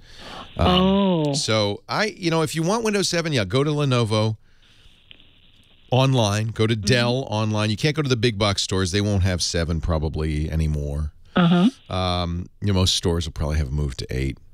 Let's see, another brand that I like, Asus, A-S-U-S. They tend to be for more geeky folk, but they have some good things. And ACER has some very good, they're very competitive at price. So Acer is another name. But I would start with Lenovo and Dell. Okay. Lenovo and Dell. And you're going to be able to get a 15. 15 will be more expensive. Most of the laptop screens are now 13 inches. Oh, are they? Okay. And then, now, they all have SD ports. I mean, I'm just thinking of the old... Oh, yeah, you want a floppy. Okay, so by the way, you can buy an external floppy disk that you plug in via USB. And they're not expensive. And so maybe if you have a lot of floppies you need to read, or you just don't want to give up your floppies, that would be a choice. But nowadays, nobody uses floppies. Okay, what do they use now? I'm just... well... I mean, would it have... Actually, you've skipped a whole generation. So the floppies were replaced by CDs and DVDs, but that's disappearing too. In fact, it's likely that the new computer you get will not have an optical disc, and because you don't need one, because almost everything's now done online. Okay. So when you buy a program, you install it over the internet. Okay. When you want to save a document, you save it in the cloud, they call it. You save it on the internet where you can get to it again. So all of that has really changed and that's happened over the last couple of years. So by going from ME to Windows 7 or 8, you're actually skipping over the whole CD thing. Oh my gosh! Now, is there something similar to are those these plug-in things? I don't know what they're called. I forgot what they're called. Yeah. So you're thinking about USB drives. They plug into the USB port, and these are very popular, very inexpensive. You can get them in huge sizes, bigger than your 2 GB hard drive in your current computer. And that would take the place of the old floppy. Like if I wanted to save something to that. You could, if you want to make a backup. Yeah, you could back up to a USB key. They're cheap. Yeah, you can get 32 gigs for under $100. And they all would have that. So that's not all of them have USB ports. Okay. Yes. Oh, good. Okay. Well, this has been really helpful. I'm so glad I talked to you. Yeah, you're making a big leap into the future. Yeah, I with trepidation. I just, we get stuck in our ways, and I completely understand, and this is a little scary, but you're going to find, I think, once you get used to it, it is light years better than what you've been doing. And then the security now. Do they all have cameras, or can I? This is a very good point. Now, I don't like to think that the government can turn a camera on and look at the room. I'm less worried about the government doing that than hackers doing that, frankly. Well, anybody, yeah. Yeah. So if it has a camera, and many do, that's not a bad thing. You can Skype people. You might find that's something you want to do, but I would just take a little piece of masking tape and tape over it. Okay. Because what we found out very recently is that hackers are able to turn on that camera remotely without turning on the little red light. We were trying to, for a long time, I've been trying to figure out, is that hardware wired to the camera? But it turns out, nope. Hackers in their infinite wisdom have in fact figured out, I can't believe it, they're so good, how to turn on the camera without turning on the light. Unbelievable. Isn't it amazing? They're such bad boys. I wish I was that smart. I know. If they could only put their genius to good instead of evil, Yeah. I imagine what the world would be like. Mm-hmm. So in any event, you could probably get it without a camera, but even if you do get a camera, some have shutters now. More and more laptops will have shutters, but if not, just tape over it. Okay. It is nice to have a camera, frankly. You may find that you want to do Skype calls. Oh, okay. Do you have grandkids, grandkids? No. No, you don't have anybody you want to talk to. No. And all my friends are computer illiterate. And you probably never use Skype. Okay, well, It's great to talk to you, Ann. Thank you. My pleasure. Welcome to the 21st century. You basically skipped all the 2000s. You're moving right to 2014, lickety-split from 1998. Let's see, Windows 95. 98 was when Windows ME came out. Wow. Our show, we're going to get back to the calls in a minute. I think we've got the phones working. So next will be Tori in Yorba Linda. Tori's having trouble exporting contacts from Outlook. I can help you do that. And if you were on the line earlier and we something went wrong with the phone, so we lost a lot of you, please do call back. 8888 Ask Leo, and we'll get you back to your place in line. Leo Laporte, the tech guy. Tori is in Yorba Linda, California. Hi, Tori. Hi, Leo. How are you? I'm well. How are you? I am fine, thank you. I'm so glad I got a hold of you. Good. Me too. I am having a big problem with Outlook. Okay. So basically, I have, and I'll round off numbers, about 200 contacts that I have to send a group email to. And Outlook won't let me do that. No. In fact, nowadays, your internet service provider may ding you as well. Great. Because how do they know the difference between that and spam? Right. And so Outlook just has basically blocked it. So your internet service provider may, well, too. So the way I recommend doing this is with a service that specializes in mass mailing. Are you going to ever do this again? Yes. So there's two that are really good. There's MailChimp. Okay. And by the way, I think for 200 that would be free. Okay. So try MailChimp.com, silly name. Okay. And the other is Constant Contact. Okay. Both of these are commercial services that businesses often use. They handle these mass mailings, and because you're going through them, you're not getting in trouble with your internet service provider. You're not using Outlook. They have nice tools for designing a really nice mailer. Anybody who does regular emails like this really should be using a service like this. Start with MailChimp because it's free. I think it'd be free for that first mailing. Okay, and then it will cost money thereafter? I'm not sure how it works. I'll have to look at the difference. If you go to MailChimp.com, I think the way it works is you can do a certain number for free, and then if it goes beyond that number, then they want to charge you. It's not super expensive. Is it for a business or a charity or? No, I'm part of my community. So when things are happening in the community, I will go ahead and shoot out an email to everybody. I would look at MailChimp.com. Okay. There are ways to do this with open source software and stuff, but I think it's much easier. Yeah. Yeah, well, when I was with Gmail, I was able to do it, no problem. I could send them all out. Well, you could still go on the web and do a Gmail account and do that. Okay. That would be absolutely. But you got to be careful. If you do too much, they're going to ding you too. Leo Laporte, the tech guy. And MailChimp has a cute little monkey. So that's nice. It's a cute little monkey. He looks kind of like Curious George. Yeah, he's cute. He's cute. I can't remember what they should have somewhere here. The deal on what you get, pricing. Here we go. Entrepreneur is free for up to 12,000 emails to 2,000 subscribers. So that'll get you. If you only have 200 people in your community, that should get you quite a way. And then a monthly account. So 0 to 2,000 subscribers, 12,000 a month is free. That's pretty good. That's gonna do it for her. And then it would be $10 a month for unlimited. But do the free one. Well, hey, how are you today? Leo Laporte here, the tech guy. Time to talk about computers and the internet, sure, but also smartphones and home theater and all that jazz. A little later on in the hour, about 45, make it 47 after the hour, we'll have a gadget from the Giz Wiz, our gadget guru, Dick DiBartolo. And I think Johnny Jett's going to join us at 33 1/3 after the hour, our travel guy. Johnny will help us make travel plans for less. We've had in studio now 2 couples who came up from Southern California because they saw a Groupon deal, completely independently, a deal from Groupon on a little hotel down the road a bit.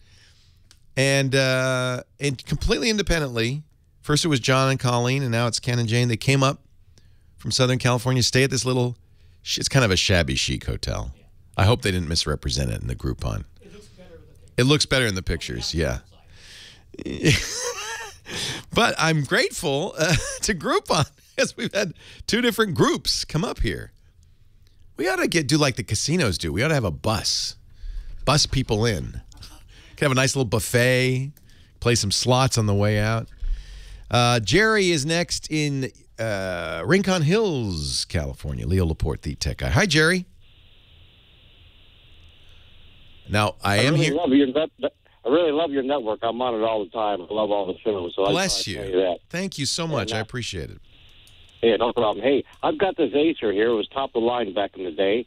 I use it as a desktop, so it's not beat up or anything, and the hard drive failed. And I put a new Western Digital hard drive in there, and I used the factory installed disk. And I've installed it several times, and I cannot get Windows Update to work. It gives me the stupid code, and it turns pink, and it will not update for any reason. Turns pink? Yeah, it's weird. And I called Microsoft, and they had this fix on there for Windows Update. And I did that to no avail, and I kept calling, kept the case open. You were able to activate Windows and everything normally, right? It was yeah, so, it was factory installed, just like it come out of the box. And then it went activated though. You still have to activate it. You did do that, right? Yeah, did that. Yeah. And because they won't let you do updates if you haven't activated. So it activated normally. So that's Microsoft saying it's okay. Yeah, and it operates normally. It doesn't update. It starts the update, so I'll download 2 or 3, and it'll stop, it'll turn pink, and it gives me this code. And I called the non-geniuses at Microsoft, and they said, finally, after 2 or 3 times talking to them, they said they would take charge of my computer and fix it for $99. No, and yeah.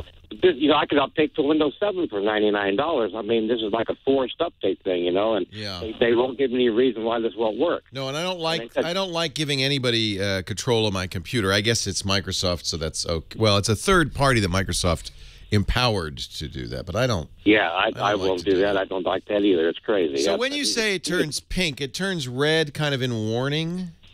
Yeah, the normal is kind of a yellow, background, when you do a normal Windows update, and then that color turns to a pink color.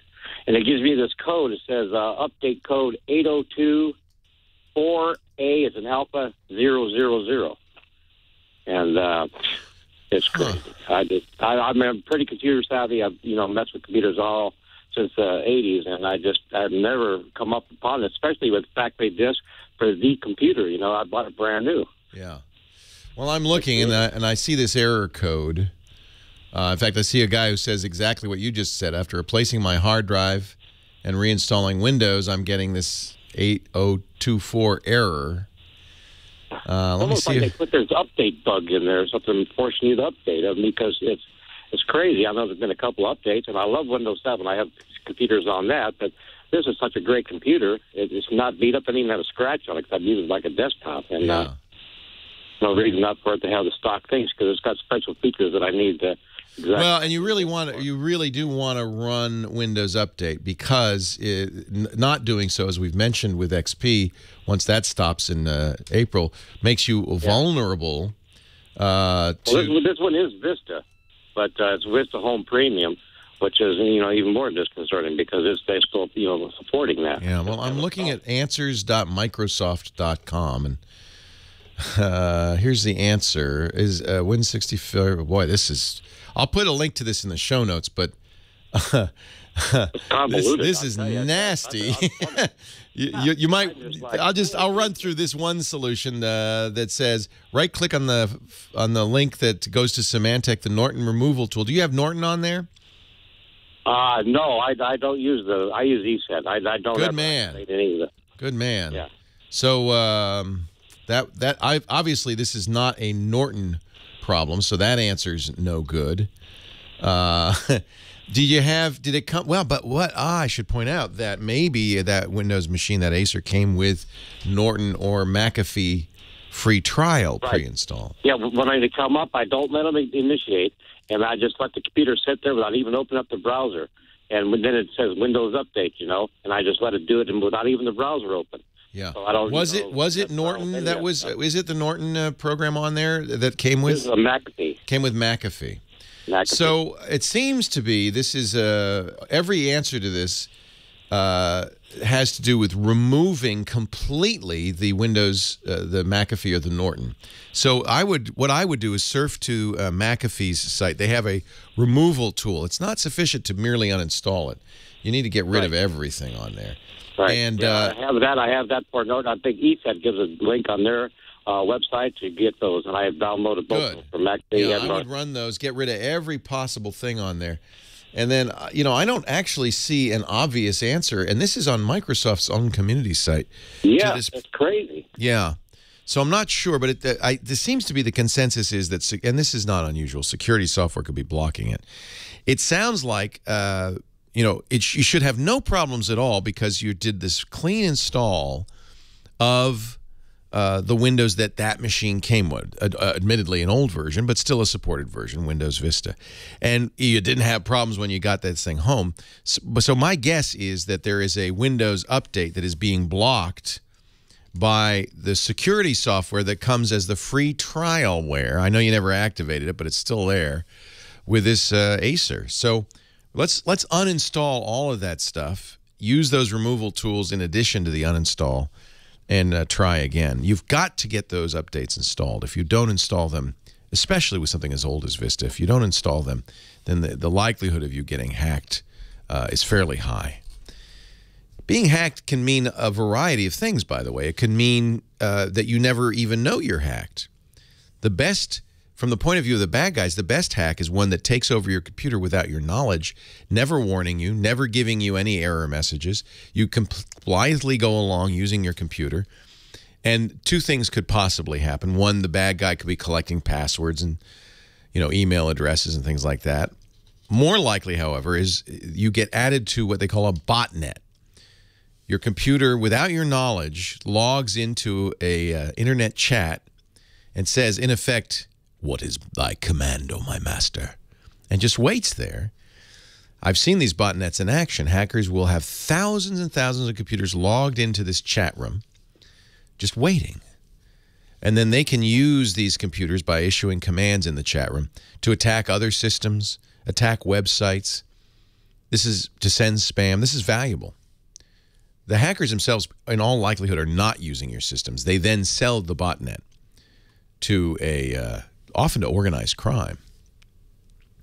And the organized crime then uses the botnet. It's a tool. You've become part of an army, an unwitting part of an army. So it really is. Now, I'm not saying that's what's happened to you. I'm just saying that's the risk. And so you really do want to solve this problem and get Windows Update going. If Windows Update is blocked, unblock it. I know probably half of the Windows machines out there, especially the older ones, are sitting there without updates because the updates aren't working. You've got to fix it. And Microsoft does have a troubleshooter, which is of dubious value. I think it's not a bad idea to search the web for the error and see what others have discovered. The blocked update is a big deal. The fact that it's turning pink tells me some other software is in force here. Leo Laporte, the tech guy.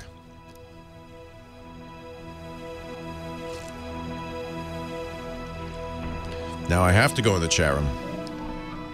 To give you my link from Mr. Diruvo. Leo Laporte, the tech guy.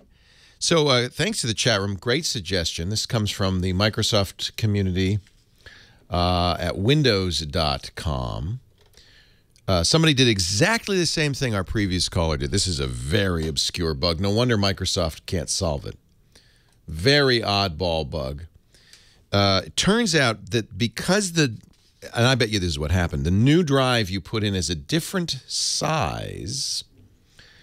You have to update some software.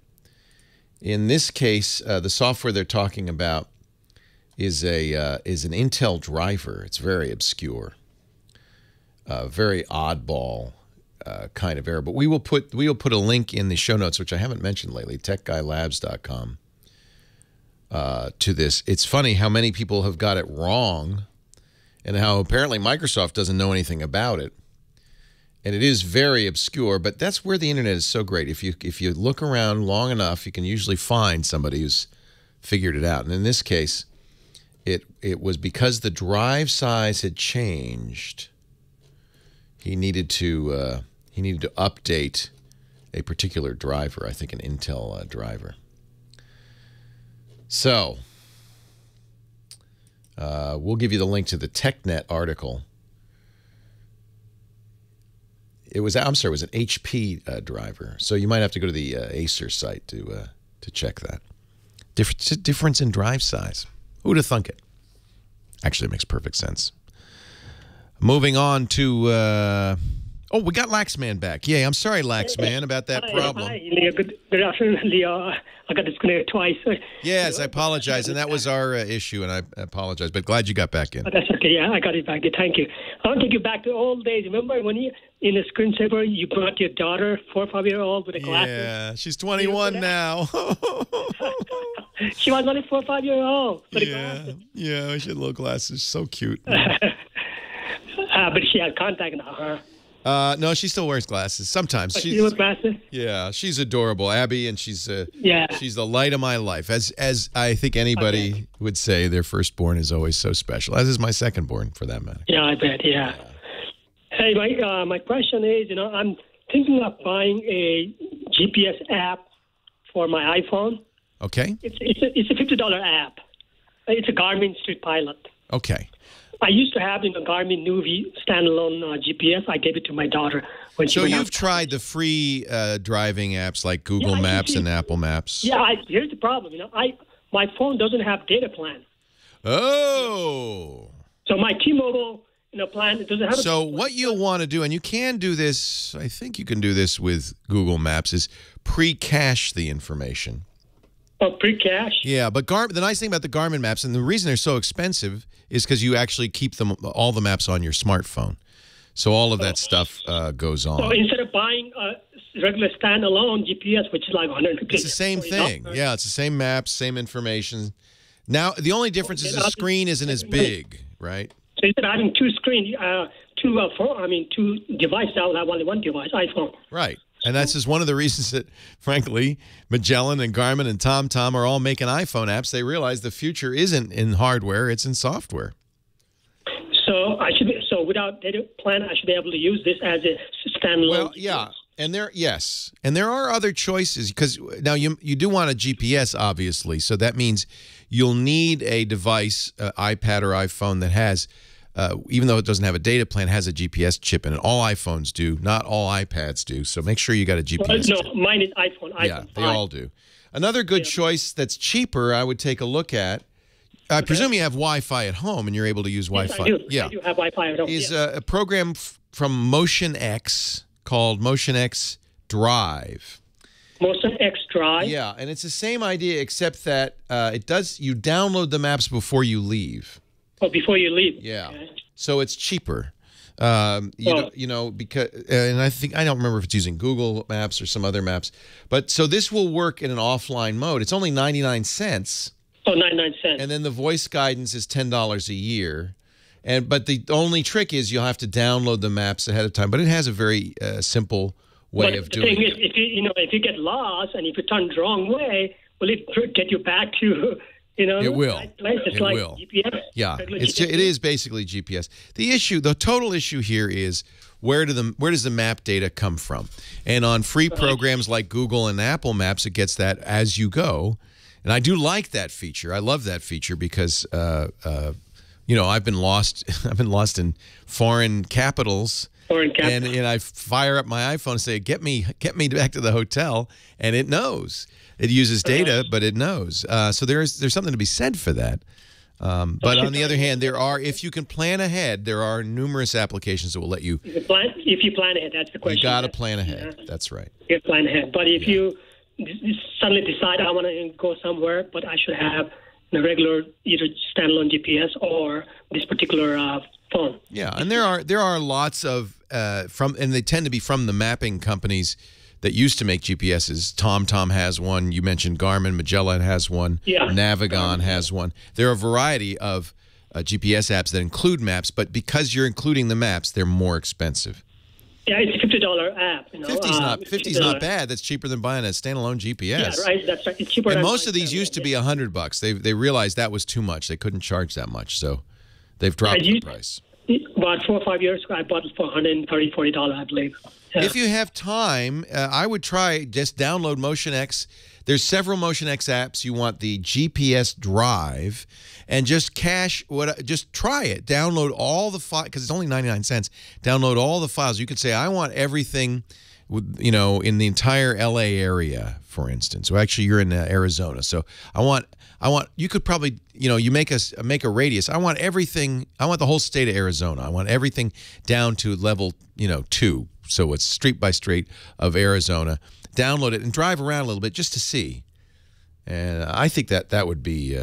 I think it's fine. That's what I use for a turn by turn. But then I have data, so I really like MotionX GPS drive, and you can get different voices and stuff like that. But the Garmin is fine. Kay is in Riverside, California. Hi, Kay. Leo Laporte, the tech guy. Hi, Leo. Thank you for taking my call. Hi. Well, welcome. You're welcome. Well, thank you. And I would like to know, please, what is the best book or tutorial for a beginner in Windows 8? Well, what's nice, unfortunately, the bookstores have disappeared, haven't they? It used to be you could go over to the shelf and browse these. What's nice is there are different books for different styles of learning.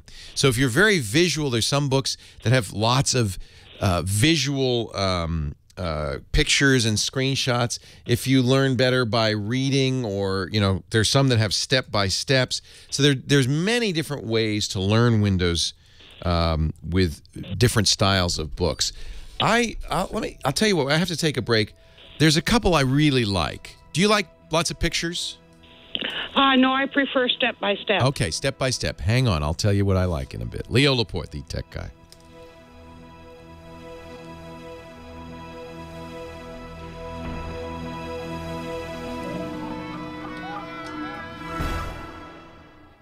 '8888 Ask Leo. So great question from Kay in Riverside. She wants to learn Windows 8. She wants to use a book. And what's nice is if you go now, I wish there were bookstores still that you could browse these books, because there's so many books about Windows and any other technology subject, and I know this because I used to write books. Every publisher's looking for a different angle. So the traditional, I don't actually recommend the traditional Windows 8 books. They're for more advanced users like David Pogue's The Windows 8 Missing Manual, my friend Paul Thurrott, Windows 8 Secrets. Those are for kind of experienced Windows users moving to the next version. I think for you, some good choices would be, now I asked you if you're visual, and you said you want step-by-step, but I'm going to give you a variety of choices because other people may be visual. If you're visual, the Teach Yourself Visually guides are great because they're very much focused on images, but you said you wanted step-by-step. So for visual folks, Teach Yourself Visually. For step-by-step folks, I really do like, and this comes from Microsoft, by the way, Windows 8.1 Step-by-Step. This is a Microsoft, and this is book, and this is kind of like a cookbook. So that sounds like you said you wanted something like that. Then what I've recommended for a long time, and I really love these, they're from my old publisher, Q, which is a well-known computer book publisher, the Absolute Beginner's Guides. I really like these, and I just wish, Kay, that you could go to a bookstore and browse through them so that you could look and see which one you liked the best. But those three are excellent for people who are new to Windows and really want some hand-holding. And I'm a big fan of the Absolute Beginner Guides because they've really thought long and hard about what gets in people's way in learning how to use an operating system. And who is the publisher of that, please? That one is QUE, Q. Uh-huh. Microsoft publishes the step-by-step guides. Okay. And the Teach Yourself guides are published by, I'm not sure. Let me see if I can find the, not sure. You know, if you search for, they're published by, why doesn't it say Visual? I guess the visual guides are Visual, the publisher. But you can, all three of these are on Amazon. I'll put links to all three in our show notes at techguylabs.com. Read the reviews, and Amazon always has, or often has, expanded views. You can kind of look at some pages. It's the closest thing you're going to get to browsing. If you can get to a computer store or a bookstore that has these, it might want to be worth browsing. But these are, I think, good ways to learn. Great. Thank you, Kay. Thank you very much, Leo. Let me paste those 3 links into the chat room so we can, James DeRuvo, who's there, writes down everything I say, and we like to give him all those links so that you can go to our website, techguylabs.com, and just, find those books directly on Amazon. My favorite is the Absolute Beginner's Guide. I just really like that. It's funny that people still buy computer books. There's nowhere to buy them. I guess there is if you consider Amazon. The bookstores are all pretty much gone. And even when they, we still have an old independent bookstore, long-time independent bookstore here in this little town of Petaluma, thank goodness. But the computer book selection, they still have Windows 98 books. Let's put it that way. The computer book selection is just not updated very often. Priscilla in Newbury. Is it Newbury, South Carolina? Am I saying that right? Newbury? Yeah, I got to tell you, Leo, I moved from Cotati. Oh, you're a local. I was. I had been in California most of my life, and ended up having to move here for a number of reasons. But my question to you is, and I've kept my 707 area code, my question to you is... very prestigious area code, by the way. We love we represent the 707. Represent. Oh, anyway, you're younger than me, boy. So I always wanted to be a rap star. What can I do for you, Priscilla? I'm sorry, I keep interrupting you. Go ahead. No, I started out at Datamation with Charlie Hall and and I spent several years at InfoWeek. Well. Hello. Yeah, I didn't know what I was doing. I learned as I went. But I was a good reporter. Isn't that what my leadership should want to know too?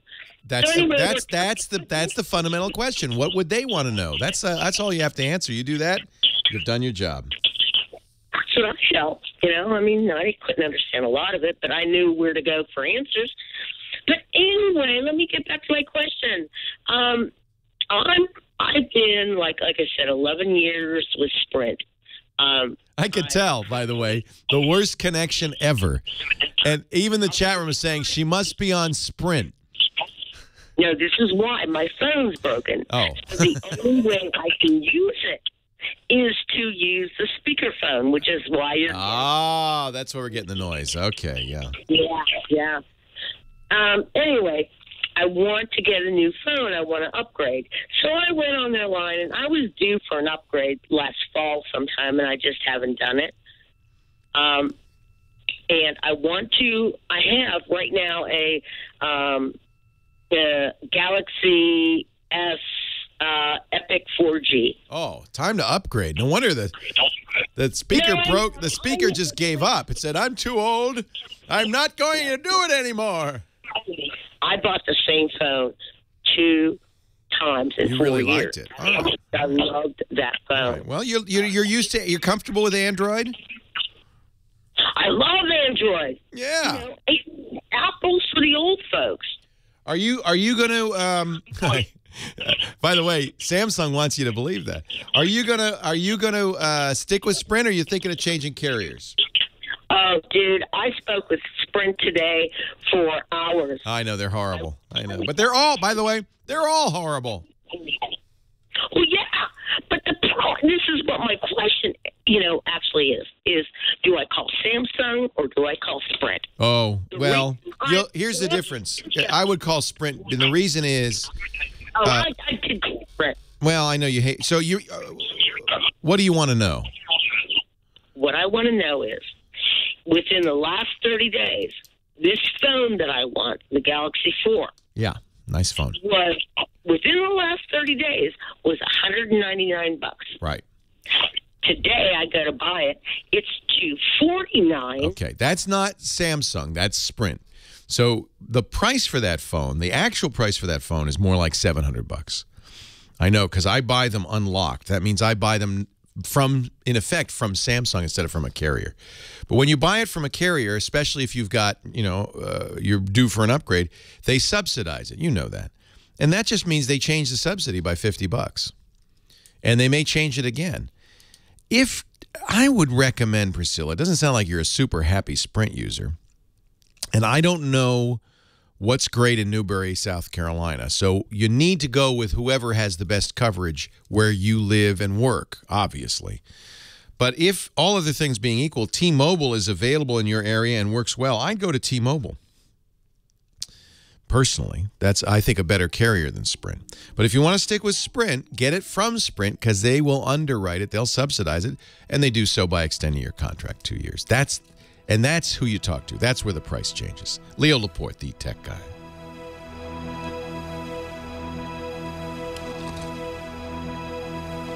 Yeah, let me check. That's good. Let me check Amazon Wireless. I'm representing the 707, man. Leo Laporte, the tech guy from the 212, man. It's Mr. Dica Di Bartolo, Mad Magazine's maddest writer, and the Gizwiz. Are you 212, or did you get one of them newer area codes? No, 212. I had my number for a long time. The classic. The classic. And I also have 917 for the cell, not the... Okay, now I got to. You want to know a great bit of trivia? Yes. These area codes were assigned back in the day when you had a dial. Yes. So the big metros got the numbers with 1 and 2 in them. Oh, because it was fast. 212. And here I am in Petaluma, California. What'd we get? 7 0 7. So you can tell. If there's a 909, you are the weakest link. You're the lowest on the totem pole. Yeah, but you slow it down. You don't have to make the sound. I don't know if you knew that. Oh, you don't? No, actually, the dial does it for you. Recognize what you're doing, so you don't have to do this. Because I always go. I like to heard you. sing along with the rotary phone. What's going on in there? And Liz said, "Oh, Leo thinks you have to make the sounds yourself." Dick DiBartolo is Mad Magazine's maddest writer. He's also, we call him the Gizwiz because he's a gadget fanatic. I bet you he has some rotary phones in his gadget warehouse somewhere. I bet you're absolutely right. But not a neat one like you have. I love my Spark Fun. Yes. It's a rotary phone with a cell phone built into it. So you can walk around. It's a T-Mobile cell phone, and it takes a dial and everything. Yeah. Well, you know what? But you're telling me I don't have to do that anymore? No, you don't. You don't have to do it anymore. It's good to know. No. It's not my gadget of the week, but keep your eye out for the brick phone that I saw at CES. It's an old-fashioned, like the Motorola kind of big clunky thing. Oh yeah, like from Wall Street, Michael Douglas in Wall Street. Yes. But it takes a SIM card. It also has Bluetooth, so you can walk around with that big old clunky phone. And I think the guy said it was going to be $70. It's an English company that's bringing it into the Binatone, Binatone. Yes, it is. That's exactly it. That is hysterical. Is that very funny? Yeah. Everything old is new again, as they say. Absolutely. Retro. There was a lot of retro stuff at CES, but we're my all very gadget nostalgic these days. Is not retro. Do you have? Oh, there it is. That's good. I'm showing a video of it for the people watching. Yeah, exactly. Of course, this is a radio show, so nobody's seeing it. But that's okay. Do I have what? A 3-doodler. Did you get your 3-doodler? Did you order one? I didn't order one. A 3-doodler. Let me tell you what a 3-doodler is. It's a pen that has inside it a little plastic melty thing, and it melts. Filament, they call it. That's the technical time. And as it melts the filament, and then you can draw like you would with a pen, but you're drawing in 3D, so you can draw up and out, and then it dries really fast. So, did you actually get one? I didn't get one. I saw you playing with one at CES. At CES, they're really a lot of fun. There is certainly a learning curve. I mean, like, you can make a mess in about 3 seconds, and you sort of have to tell the pen whether do you want it to melt it fast or slow. So basically, you make a dot like on paper, and that becomes your anchor. Yeah. And then you slowly move it on up, and you can do swirly things. Now, you know, the people there who know how to do it could actually make they could make a 3D cube in a minute or so. I could make a 3D mess in 2 minutes, but it's great fun. If you look at their site, which is the THE 3 Doodler, DOODLER. No, there's only one D. The 3 Doodler. There's only one D. Yeah, it's supposed to look like 3D. That's 3doodler.com. You can see, like, here's somebody built a triplane. Yeah, exactly. And it's pretty nifty. Yeah, at the show, there's a guy built the Eiffel Tower. Okay, this is one of those things where the guy who's been training for years can do it, but don't expect. So, did you try to build something? No, I just tried to make a squirrely thing in the air, and it was. I got a D plus. Every kindergarten should have a 3-doodler. Exactly. What they're doing now is they're going to come out with 3-doodler accessories where they'll be like silicone forms that you can fill in, and then that'll make it much easier for you to make a 3D a 3D drawing that will then stand up and be 3D. It's so weird. So weird. I'm looking at the Make a Cube on their website. Yes, so yes, I watched the guy make the cube. How hard is that to do? Is that really hard? The guy made a cube in almost no time. I could do this. I could make a little spiral. Okay, a spiral. Squiggle. Okay, and that was happy for me. So the pen is $99, and you get tempting. I gotta say 20. How you have no sales resistance. I will buy anything. Yeah, anything. And you get 25 of those filaments. They're 10-inch pieces of plastic, and they go inside the pen. But you must go through those things like crazy. Pretty fast, yeah, pretty fast. But at least it's something different. And I think they're coming out with something. There's no practical use for these, right? I mean, it's not like you can make a flower vase out of it, or you know, if the knob broke off on your dishwasher, you couldn't make a new one, right? You know what? Someone told me that they repaired their glass frame with a couple of dots of this stuff. You could do it with the glue gun, Dick. Yeah, with a glue gun too, but not in pretty colors. But not for $99. No, and not in red, not in in a So color. are you gonna? Okay, we got to ask Jane and Ken, our high school or K through 6 principals. You're gonna get a 3-doodler for your school?